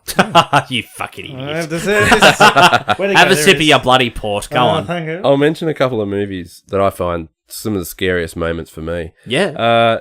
Top of my list, I would probably say not much really scares me or makes me jump in movies, but Sinister. You've seen Sinister? We watched Sinister when we lived together. Remember? Yeah. We watched it. Yeah. Like the three of us, like you was cut up with the Lyra, and I was like sitting there on my own. I was like, I just someone would hold me. We had loads of lights and they turned off Pat's massive fucking TV, which was like 3.5 feet from the couch. Yeah. And I was like, oh, jeez. This is intense. It was those the videos, the movies and that he watched. Yeah. Yeah. That's right. Yeah. So I can't actually remember what. So what was the movie specific about? moment. So the movie is it's kind of a horror, you'd say, wouldn't you? A horror. Do you want me to take it? You take, because I can't remember a lot about it. Ethan Hawke plays like a is a writer. I think he's like a non-fiction writer. Yep. But he's had a hit book that was like this massive hit, and like the last couple of books he's done hasn't been like as successful or really that successful at all. So he's really like trying to like nail like his next book like a big hit. Gotcha. And there were these murders that happened in this house. And he actually moves his family into this house that these people were murdered in. They don't know that this is a murder house, like, so he's in there, like, researching, like, this book, and he's writing this book. When they're in this house and, like, he's researching these murders, up in the attic, he finds this box, and it's got, like, all these, like reel-to-reel, like, 8mm, like, home videos and stuff. Yep. Yeah. And they've all got, like, you know, pool party, like, lawn party, family vacation, That's like, right. all Gary's this sort of stuff. vasectomy. Yeah. So, like, he's researching this book, and he sets up the reel-to-reel projector, and he's watching this thing, and he, like, watches, like the pool party video, and it, like, starts off, it's, like, filming this pool or whatever, and then it, like, sort of pans over, and it's got, like, all these, like, I think it's, like, pool chairs and stuff. Yeah. And then, but you see, like, there are, like, 4 or 5 people, they're, like, tied up, like, completely bound, and there are, like, ropes tied to their ankles. And there's, like, I don't know, there's, like, a car at the other side of the pool, and the car starts to drive, and it's just, like, all these people just get pulled into the pool, and they it's like drown. Real slow kind of. And then there's another one where there's, like, it's horrifying. it's like, I don't know, like backyard, like lawn party or whatever. And there's this massive tree in the backyard. And it shows like these 4 people like hanging by ropes, like their hands tied on their back, their heads are covered. They're like nooses around their necks. Yep. And like over this branch or whatever. And then somebody like cuts the branch or whatever. And then like these people start to like get raised up, like as this branch starts to fall. Yeah. They're getting pulled up and they're like slowly getting hung, like these 4 people. And it's fucked. And then, yeah, like I don't think I want to spoil it too much, but yeah, like as he goes on, like weird shit starts to happen. Yep. Like in this house. He and finds you more learn tapes and stuff, doesn't he? Yeah. And, We were a bit funny about the end of that movie because the movie starts as like sort of like a serial killery kind of like The Strangers or something like that. It really but then makes it starts to take a bit of a sort of supernatural turn. Yep. So which I that's didn't expect. That's what I was going to say. Like I love this movie. Was one of the ones that really did it for me for probably the first 3 quarters. Like it was on the par of being like, oh, the best freaking scariest horror movie I've ever seen. And then, yeah, the last quarter, they just went and did it some totally different direction. It was like... Because Pat and I were, like, sitting on the couch when we were watching this, and then we got to the end, and we were like... We sat there and we talked about it. We're like, I didn't expect it to, like, take that turn. Yeah. But, like... Now, with, like, rewatchings and stuff, like, I do appreciate that movie for what it is. It's worth watching just for the first 3 quarters. Like, it really is. Even the end in that, too. Like, it is definitely worth a watch. It is. Do not watch the sequel, though. The sequel is fucking trash. And don't even look up trailers or anything. We went in... I didn't even know anything about it. Yeah, we just watched it. And Alira was sitting there. She's like, I don't like this, Pat. Nah, don't like it. Nah. Sounds like but it's real gripping. Like the story is so interesting, and you actually it's a feel really like interesting story. You feel like there's an actual like killer around still. Like these home videos were from the 70s. To a good horror movie is that you can become invested in the characters because of the story. Because all them home videos were like from the past, from like the 70s or something. And then he's done it all, and then you're like, oh shit! And it's like they made it. All the way through, it's like, oh shit, he's probably still around, and there were hints of him still being there. Yeah, like this house has like fucking bad juju like visions around it and stuff. Yeah.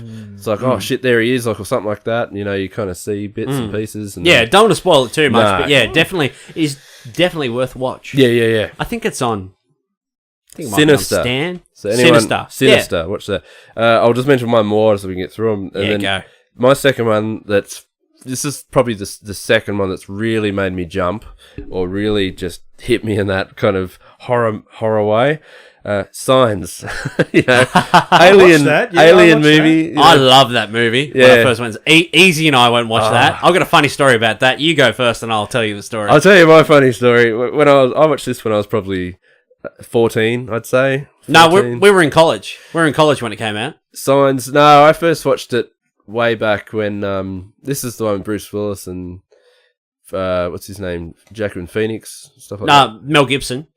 Sorry, Mel Gibson, Joaquin Phoenix. That's it, Mel Gibson. Sorry. Yeah. No, this was it when we were in college because Easy and I went and saw it at the movies. My first screening. Yeah, you probably watched it with Easy there, and I lived in Ulverston, and the closest cinema was in Devonport, which is about a 25-minute drive away. Probably 20-minute drive from Ulverston, yeah. And then, but we had no car then. I was only too young to drive. So me and my mate Richie, we were both hanging out then. We're like, we're going to walk it. So we walked. Is this Richie loose unit number 1? Yeah. Yep. They're still mates to this day. Excellent. And we decided to walk all the way there. So How long did it take you to walk to Devonport? about 3.5 hours. Fuck. It's a 20-minute drive or something. Can you pull that move with your kids in there? I was like, when we went to go and see a movie, we had to walk 3.5 hours because we didn't have a car. And we went all the way there and then finally made it to the cinema on time. I think because I remember we got about halfway and we're like looking at the time and we're like, we're looking at our little shitty like $2 watches that we had. Classic and then we're like, Casios. we're not going to make it. Like we didn't think it was going to take this long. And we started to like, we literally have to run the rest of the way. And it was hard. Like we were piss bolting, like sprinting. And then, imagine the lady at the front there. You just run up there, like, breathing hard. yeah. 2 tickets to science. Yeah. You need to see. It's like, oh shit, what's going on here? And the biggest fucking Coke you've got. We didn't have any money, so we didn't get any Coke. Ah. But we made it. We watched the movie, and those moments in there are 3 moments I'll tell you that really got me. I know which ones they are. You probably do. Please go. So the first moment, I can't remember what order they're in. I'll just mention how I see them. I'll tell you what order they're in. First moment, all right, I'll go in order of scariest to not as scary. The scariest moment that got me in that movie was when all of them hide in the basement and the aliens are all around the house. Like, they knew that they've boarded up their house. The house is all boarded up. The aliens have, like, they know they've just arrived around the area and because they were coming through the cornfields or something. So everyone's just like, shit, lock the doors. And then they rushed into the basement, turn all the lights off, and then it's dead silent. Pitch black. And you're like, holy shit. And all you hear is heavy breathing, them just breathing, panicking kind of thing. And then they just try to listen. And all you hear is like a smash of the window, one of the boards come out. Oh, and then shit, like they're in the house. Upstairs, like... Yeah, you just hear you hear thumps on the floor from the top of the basement. Like they're running and stuff. They're like running up the hallways and stuff, and I'm like, oh my god, because all you have is your imagination. You're visualizing these aliens. Because you don't actually see the aliens. You've never in seen full, them, like right until the end. The entire movie is Yeah. intense like that. You don't even know what the hell is around. Like, what are these things?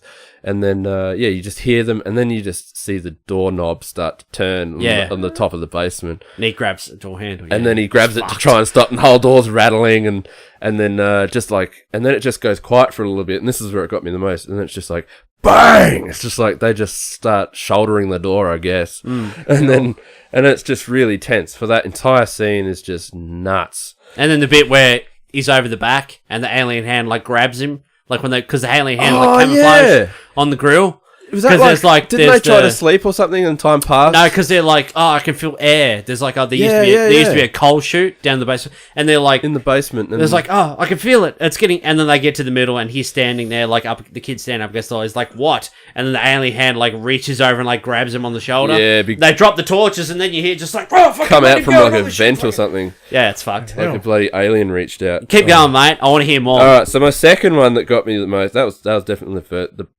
the one I just mentioned. That got me. I was in the cinema like,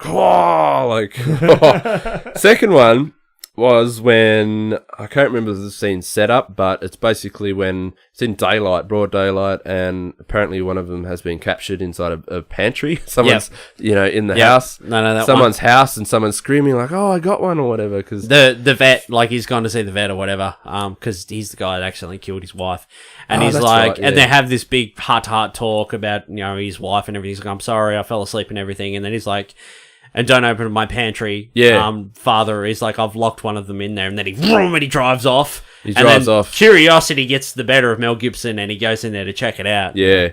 And Mel Gibson goes in there, and he's like, all you hear is a little bit of scattering in there, and you can see some pacing back and forth. You see the shadow? There's like a big gap under the door. The filming of that movie is perfect, because all you see is from his vision. You're just looking like from a door, and all you see is the light underneath the door, like a tiny crack of light, and all you can see is like a shadow pacing back and forth, and then it just stops, and he's like, where is it? And he gets curious, and he's like, because it's just stopped and it's silent. and he kneels down onto his all fours, and he looks down. What's he get? Like a knife to kind of reflect? He gets a knife, mirror? and he sticks the knife under the door, trying to get a reflection.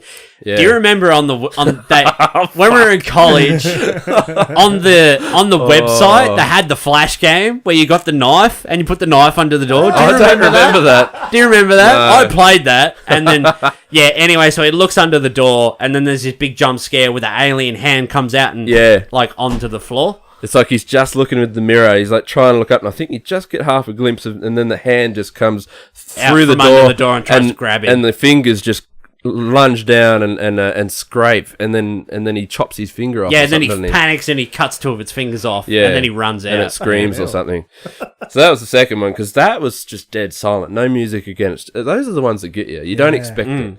There's no build-up, nothing. And then the third one was basically where, I think it was the first sighting at all of any. You don't know what these look like. First sighting was, and there's video footage or something. They're trying to look on live TV. At the birthday party. Yeah. And it's like, he's behind, and then they look and there's like, dumb! And you just see this alien creep out from the side, and it kind of... Joaquin's reaction in that movie was my reaction. Yeah, me He's like, too. oh! And he like moves over to like the back of the room. He's like, oh! Because he's in like the wardrobe under the stairs. He's got the TV in there so the kids can't see it. And the reason that caught me and that made me jump was because... There was the music bit. It was the dumb! Yeah. And it was like, because it actually looked real too, like it was pixelated. It was all like VHS it was like quality. Bigfoot footage. It was like Bigfoot footage, but it was real enough to you get a really clear glimpse of this figure walking out, and it looks like an alien. You're like, holy crap, that looks like the real deal. So yeah, that made me jump. Anyway, I'll tell my story real signs. quick. Easy and I went to see that when we were in college. Because this is back when M. Night Shyamalan was still big. Sixth Sense was huge. Unbreakable had come out, and then Signs came out. So when we went to see it, I was really excited because I love aliens and all that sort of shit. So we went to see this movie. Him and I were sitting next to each other. The cinema was fucking packed. There was not a spare seat. And we're sitting there and we're watching it, and Easy's right next to me. Jeez, you got to be more careful with that mic pad. Fucking hell. Sorry, mate. Did you hear that? Sorry, listeners. And then there's the scene where he's looking under the pantry with a knife.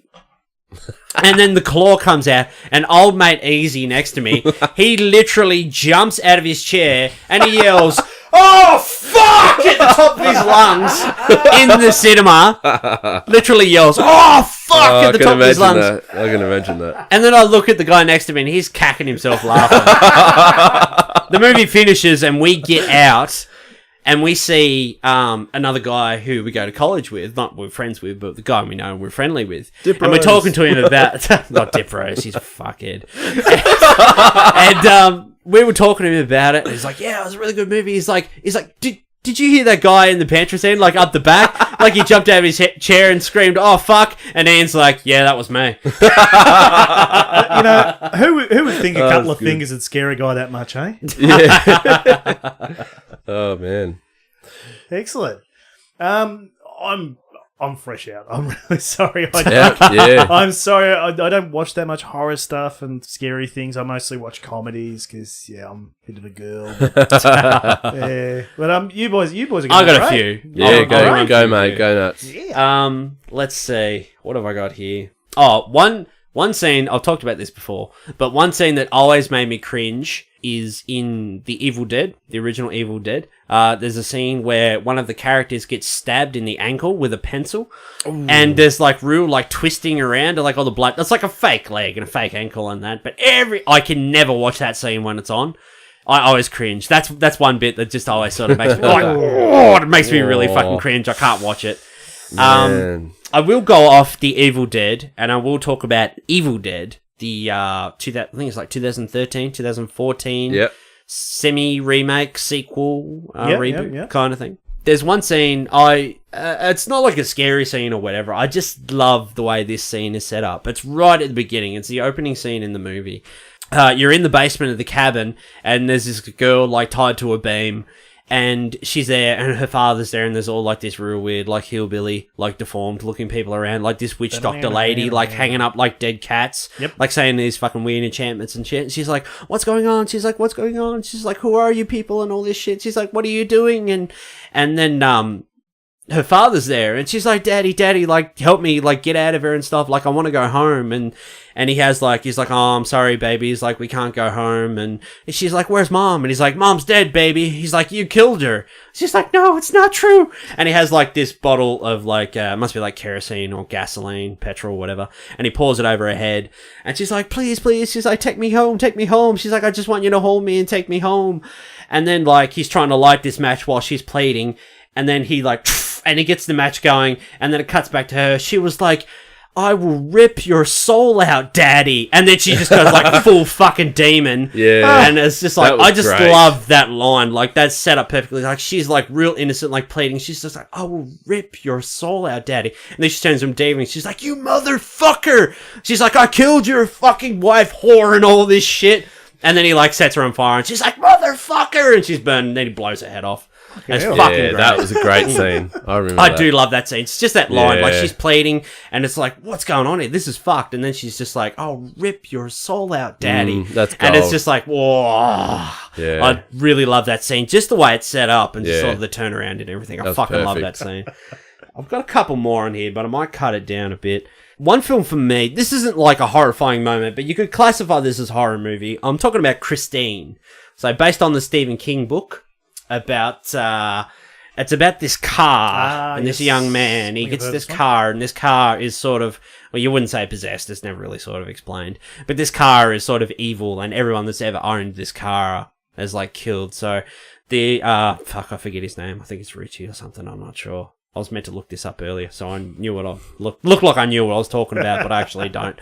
So there's this scene where like he's like the nerd kid, and he like buys this car. It's a piece of shit, and he does it all back up, and he like sort of starts to change. The car starts to influence him, and he becomes like real cool, like sort of greaser 50s kid, and he's kind of like a real douchebag and stuff. Anyway, later on, there's this scene where like the school bullies that like gave him shit, they break into where he keeps the car, and they smash the fuck out of the car. Christine, the car's called. He calls the car Christine. And they absolutely, like, smash the shit out of this car. It's all destroyed. All the panels are, like, smashed in. It's fucking written off. And then, because this is about probably 2/3 of the way through the movie, he goes up to her, and John Carpenter's described it like the sort of relationship between Christine, and I forget his name. I'm meant to be a big fan, but I fucking forgot his name. He's sort of like, it's almost like a sexual relationship that they have. Yeah. Like, he sort of knows what's going on, that something's different about this car. Like, he's sort of like not really possessed, but the car's sort of influencing him. And he sort of like sees the car, and it's like they sort of have this moment, and then he says, show me. He's like, okay, show me. And then they have this really cool scene where the car sort of like repairs itself. And John Carpenter's always equated that scene to like a woman standing there like giving like a striptease, like undressing, like taking her clothes off.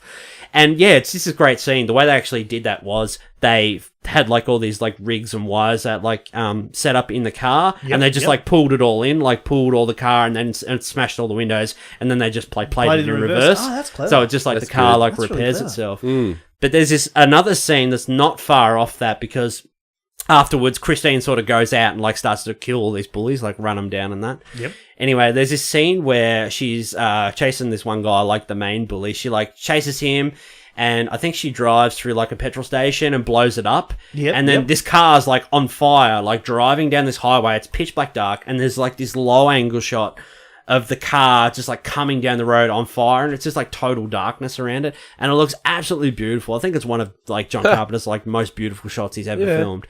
It's absolutely fucking beautiful. But yeah, that's another like sort of, it's not a scary moment, but it's like a real sort of standout moment, like for me, like in a horror film and stuff. If they were going to make an Australian version of it, it would be like a VN Commodore that some little nerdy guy buys. Right? Or a Datsun. Yeah, or a Datsun, and then he progressively gets more and more bogan. Yeah. He's like, no, Mum, I'm still good, but... And then breaks into places, and he just gets more bogan. It'd be like the opposite of me, really.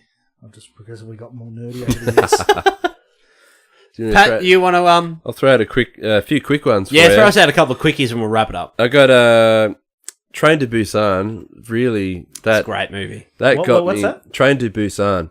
It's like a... it's a South Korean zombie movie. Yeah. Oh, yeah. Zombie movie. You got Netflix? Oh, I do, yeah. It's on Netflix. I'll check it out when Go my home wife and goes watch to bed. it tonight. Yeah, it's on Netflix. It's terrifying. It's like... It's the way that the zombies are in that. I've mentioned it before on the show, but yeah, that's one of those movies that really grabbed me and made me just like kind of, you know, cringe in my doona, had to curl up a bit, and I was like, ooh, this is full on. For And people they're, who've asked me before, a doona is a comforter or a blanket. Yeah.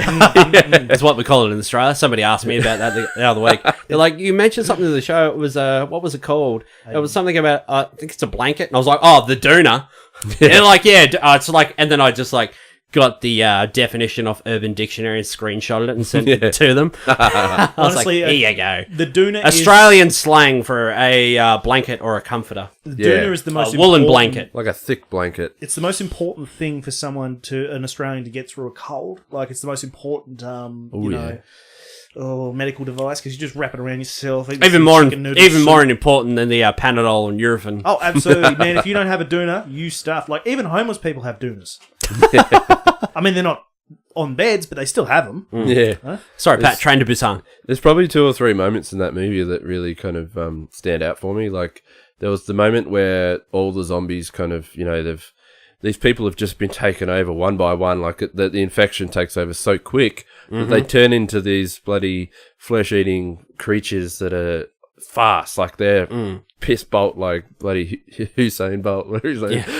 They'll come at you, you know. But in this train, you're stuck in this piss bolt. You're stuck in this. You're stuck in this tunnel train. Like, there's only one way to go. Yep. And then that scene where they all build up and they pile. They start to pile over the seats and up to the ceiling, and then they all just kind of flood at you like a rush of flooding water. It's really cool. That was really cool. That was one of the selling points for me selling it to you. Yeah. I was like, this chick gets bitten and she turns like in a matter of like seconds. But when they turn, they sort of like roll and like contort. Like, it's like it's not like a spasming, but like she like rolls up onto like the back of the head like and just sort of like rolls over her head. Like all the weights like on her head, like rolls over and like stands up, and it's really it almost like interesting snaps kind of thing, doesn't it? Yeah, it's like really interesting, like sort of designed and set up. Yeah, it's and really then cool. It flips and snaps into place, and then she just turns around, and it's like, yeah, that was the other moment I was going to mention. And another one that really stood out for me as a good horror film was Green Room. That's great movie. That is a great movie. Got you onto that too. You're welcome. It's like a thriller horror. Really, that's how I'd probably look at it. The violence is intense. The violence in that movie. is definitely like it's fast and intense. R-rated to the max, and you know, no, they don't hold back. So basically, Green Room's basically just these like a band. You know, these young kind of group of. Like a punk band, and they end up going to throw a gig at. They wind up at a gig at like a neo-Nazi bar, kind of like white bar. supremacist bar. Right. But it's like out in the sticks. Middle of nowhere to go, and then shit all goes south, and literally, and they're stuck in this room and they want to get out and they do anything, and there's only one way out. It's through the door, and like these guys are like standing on the other side of the door, and there's that moment where he goes to, what was it, like hand the gun back or something. He puts his arm through the door, and the guys on the other side, the white supremacist dude, get the machete and start hacking at it. Pulls his arm back in, and his arm's just hanging on, like it's there's flesh and like it's all hanging off. It looks, it's like real gory and like full on, and there's the dogs. Like, don't even get me started on the dogs.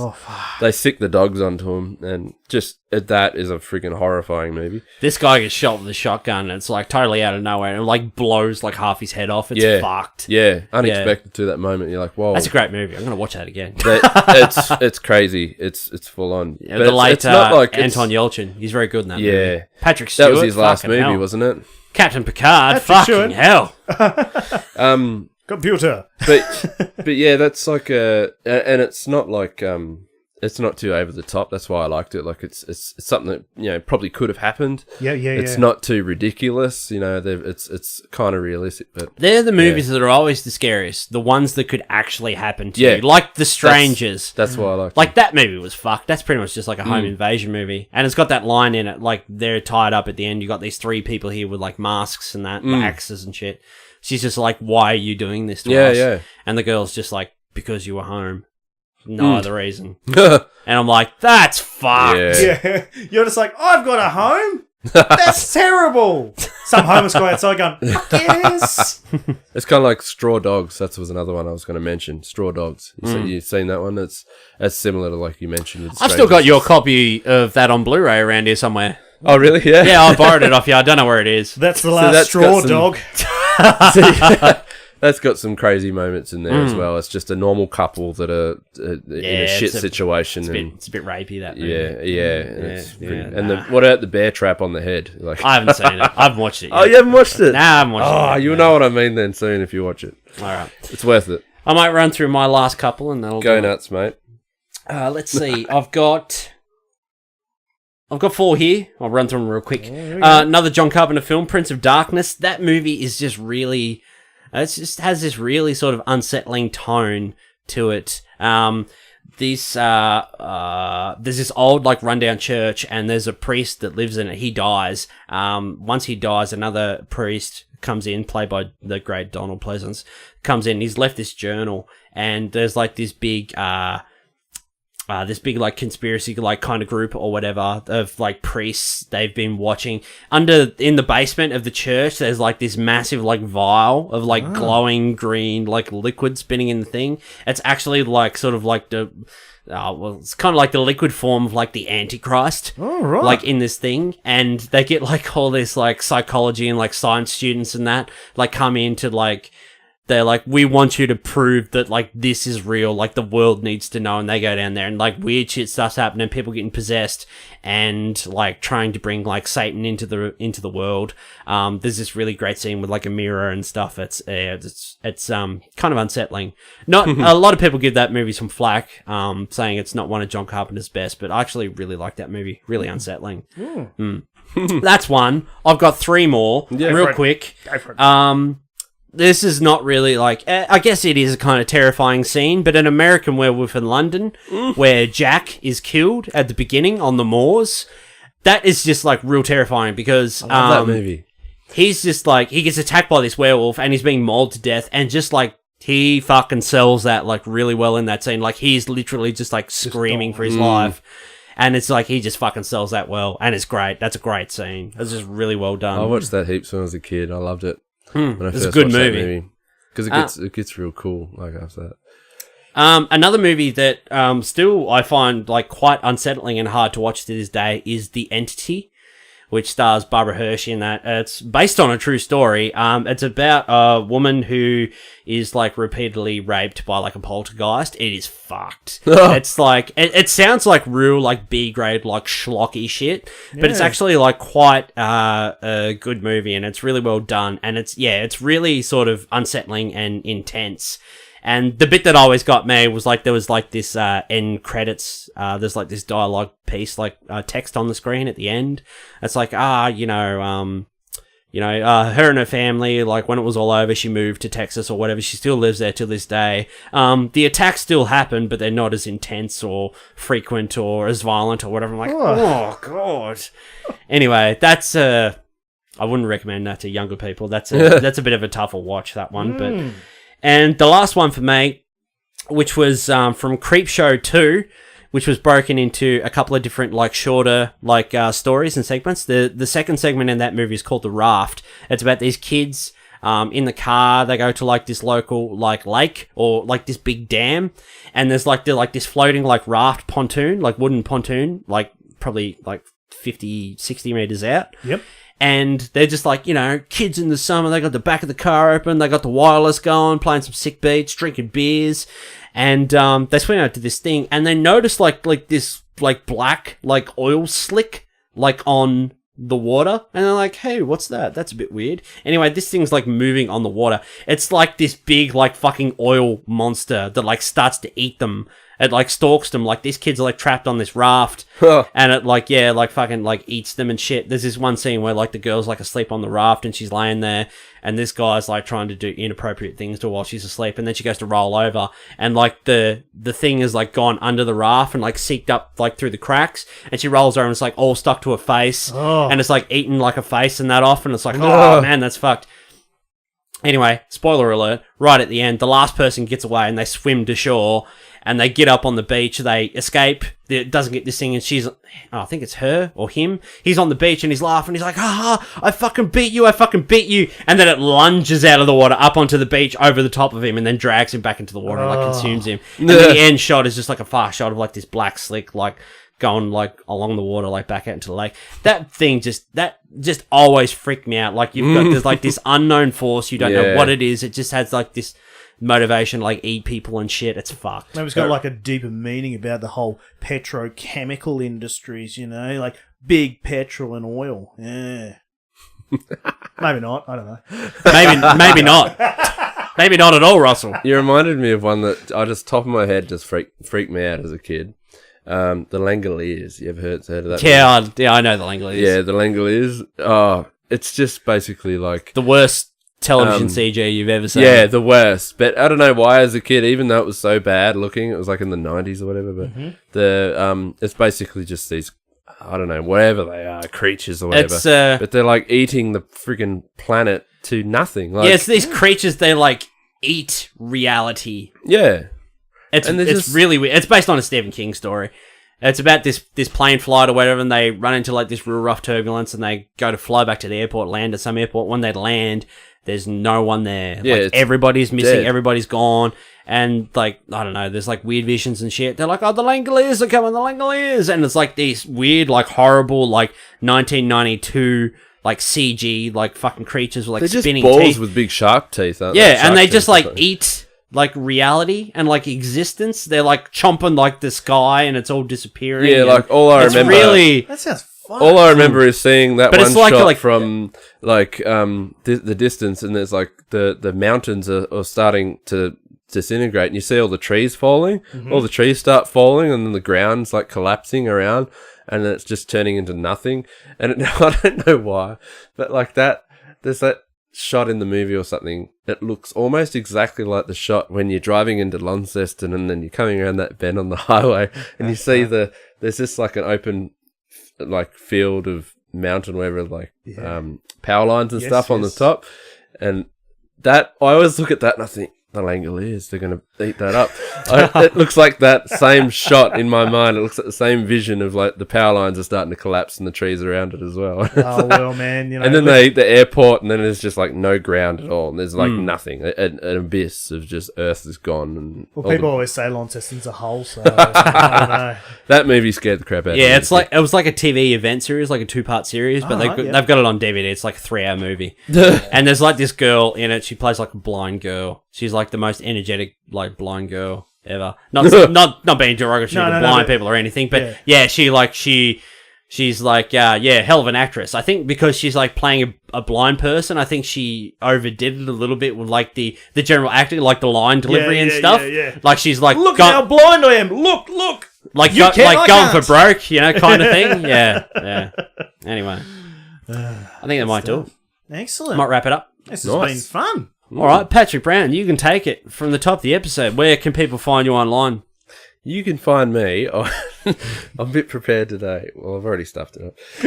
PatrickBrownArt.com. There's my official website. You can go on deviantart.com/PatrickBrown. That's for my DeviantArt one. Go on Facebook and look up Patrick Brown Art. There you go. Done. Sweet. Russell, if people want to check out your meme page, Yep. get some more likes going. Oh, please, I want to get to 20,000. Launceston Memes on Facebook. Launceston, Launceston. And then memes as you spell memes. And then memes, because everybody fucking loves memes. Fuck, people love memes, man. Well, that's the memes Love like the a good meme. Langoliers, you know? They're just eating up reality, man. What? Shit posting. That's You can follow the Bearded Geeks on Facebook, facebook.com/Bearded Geeks Pod, on YouTube at youtube.com/The Bearded Geeks. We're on SoundCloud, we're on iTunes, we're on Instagram at The Bearded Geeks, on Twitter at Bearded Geeks Pod. You can jump on TeePublic and buy a t-shirt. Buy a t-shirt. Yeah, we're thinking about we got to do some new designs, mate. We got to get rid of some of those shitty generic ones and put some beefy, awesome shit on we there. should come up with Because I really want to get a shithouse t-shirt. Yeah, I was going to say, shithouse. I'm just a bit worried about like trying to post shithouse t-shirts. They're like, oh, that's a shit. We can't sell that. just make a house with little like smelly marks coming off. I was going to say, just put a long drop or something on there, like a shithouse. Yeah. That's actually a good idea. There you go. You can get on that when you get home. Have a little tag at the bottom. Shit house.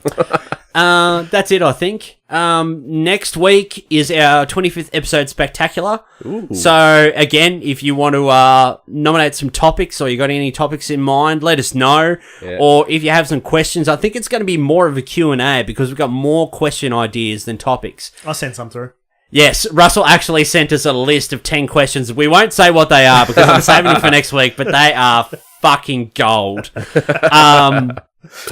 It's going to be more of a Q&A kind of thing, but we just might answer some general questions about the show. Ask us anything. But, yeah, ask us anything. Fuck yeah, ask us anything. Go nuts. Pat, we've got quite a few suggestions. People want us to do, like, a recording, like, down at the pub.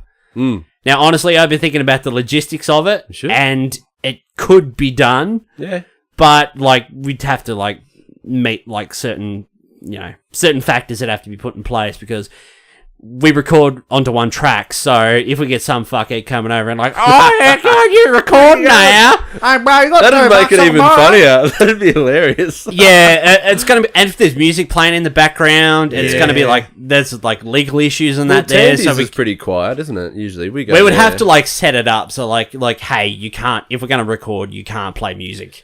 So, like, maybe we could, like, tee up an event there or something. Yeah. But, like, we're going to do, like, a podcast or whatever.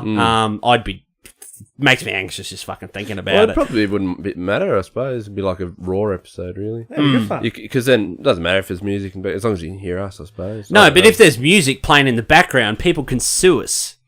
Ah, I get you. Yeah, it's a bit of an issue. Yeah, so that's a massive issue. So we can't have music like playing in the background. That would be the thing. And anyway, if we tried to bump the volume up, that would bump up the volume of the music as well in the background. And then there are lots of issues there. So certain sort of logistics would have to be sort of figured out. But maybe one day. Maybe. Go to that one bar we walked in once and it was dead quiet. No, we're never going back. And we walked straight back out. We're like, oh. That was literally like green room. Everyone gave us this. Yeah, it was like going into the white supremacist bloody thing.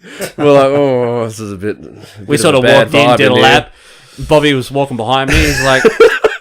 And the barman standing there with a towel, he's like looking at us like, are you going to fucking get a drink? Yeah, he like followed us like around, like he sort of walked the length of the bar like as we were walking, and then we sort of turned around and just like walked straight out. So what's it going to be, boys? Ain't got folks like you around these parts very often. We walked out and there's a pregnant woman lighting up a smoke out there. Yeah, she held the door open for me. I was like, thanks, love. I was like, thanks very much. Be polite. And she's like, no worries. She's like, big pregnant belly. And then I just heard behind me, and I turned around, she's lit up a fucking dart. Mate, she's got to smoke for two, you know. Oh, Jesus. We do not, Bearded Geeks do not condone smoking while you're pregnant. We don't really condone smoking at all. Should have snatched that out of her mouth. And what are you doing? You should have snatched it. She would have fucking yelled you into the ground. She probably would have dropped me, alright? Yeah. Oh, man. All right, so next week, our 25th episode, spectacular. 25 episodes, technically 26, but fucking hell. That's a lot of free content. Doing well. Good. Yeah. Bloody oath. I like it. Good effort, I reckon. Big fan. All right, Russell, thank you for coming in and filling in for us. Got to be honest with you, mate. We're going to need you definitely more because Bobby's like he could be he could be having a baby like right now, and we don't even know. His missus doesn't even have time to get down and get some smokes. Jokes. Haley doesn't smoke. No, Bobby doesn't smoke. No. That was a joke. Cut that out. Jesus, Russell. You won't be coming back if you keep saying shit like that. Jesus. Next week, 25th episode spectacular. Got no idea what it's going to be. It's probably just going to be Q&A, but yeah, we'll probably just have some fun. We'll make it special. Don't you worry. All right. Thanks, everyone. I'll bring the port round. Oh, jeez, I'm still going. Thanks, everybody. Thanks to everyone who likes, shares, and subscribes. And please remember to like, share, and subscribe. A bit more coverage, build the show up, get more listeners, and that. You know, maybe one day we might be able to do more. Who knows? Get around it. You know, who knows what might happen in the future. All right. Thanks, everyone, for listening to this particularly spooky episode of the... It's not very spooky at all, but... it's billed as like a Halloween episode. I got goosebumps. All right, everyone. Thanks very much. We'll see you all next week on the Bearded Geeks 25th episode spectacular. Hey! That's been your flaming lot. Shut up, you idiot.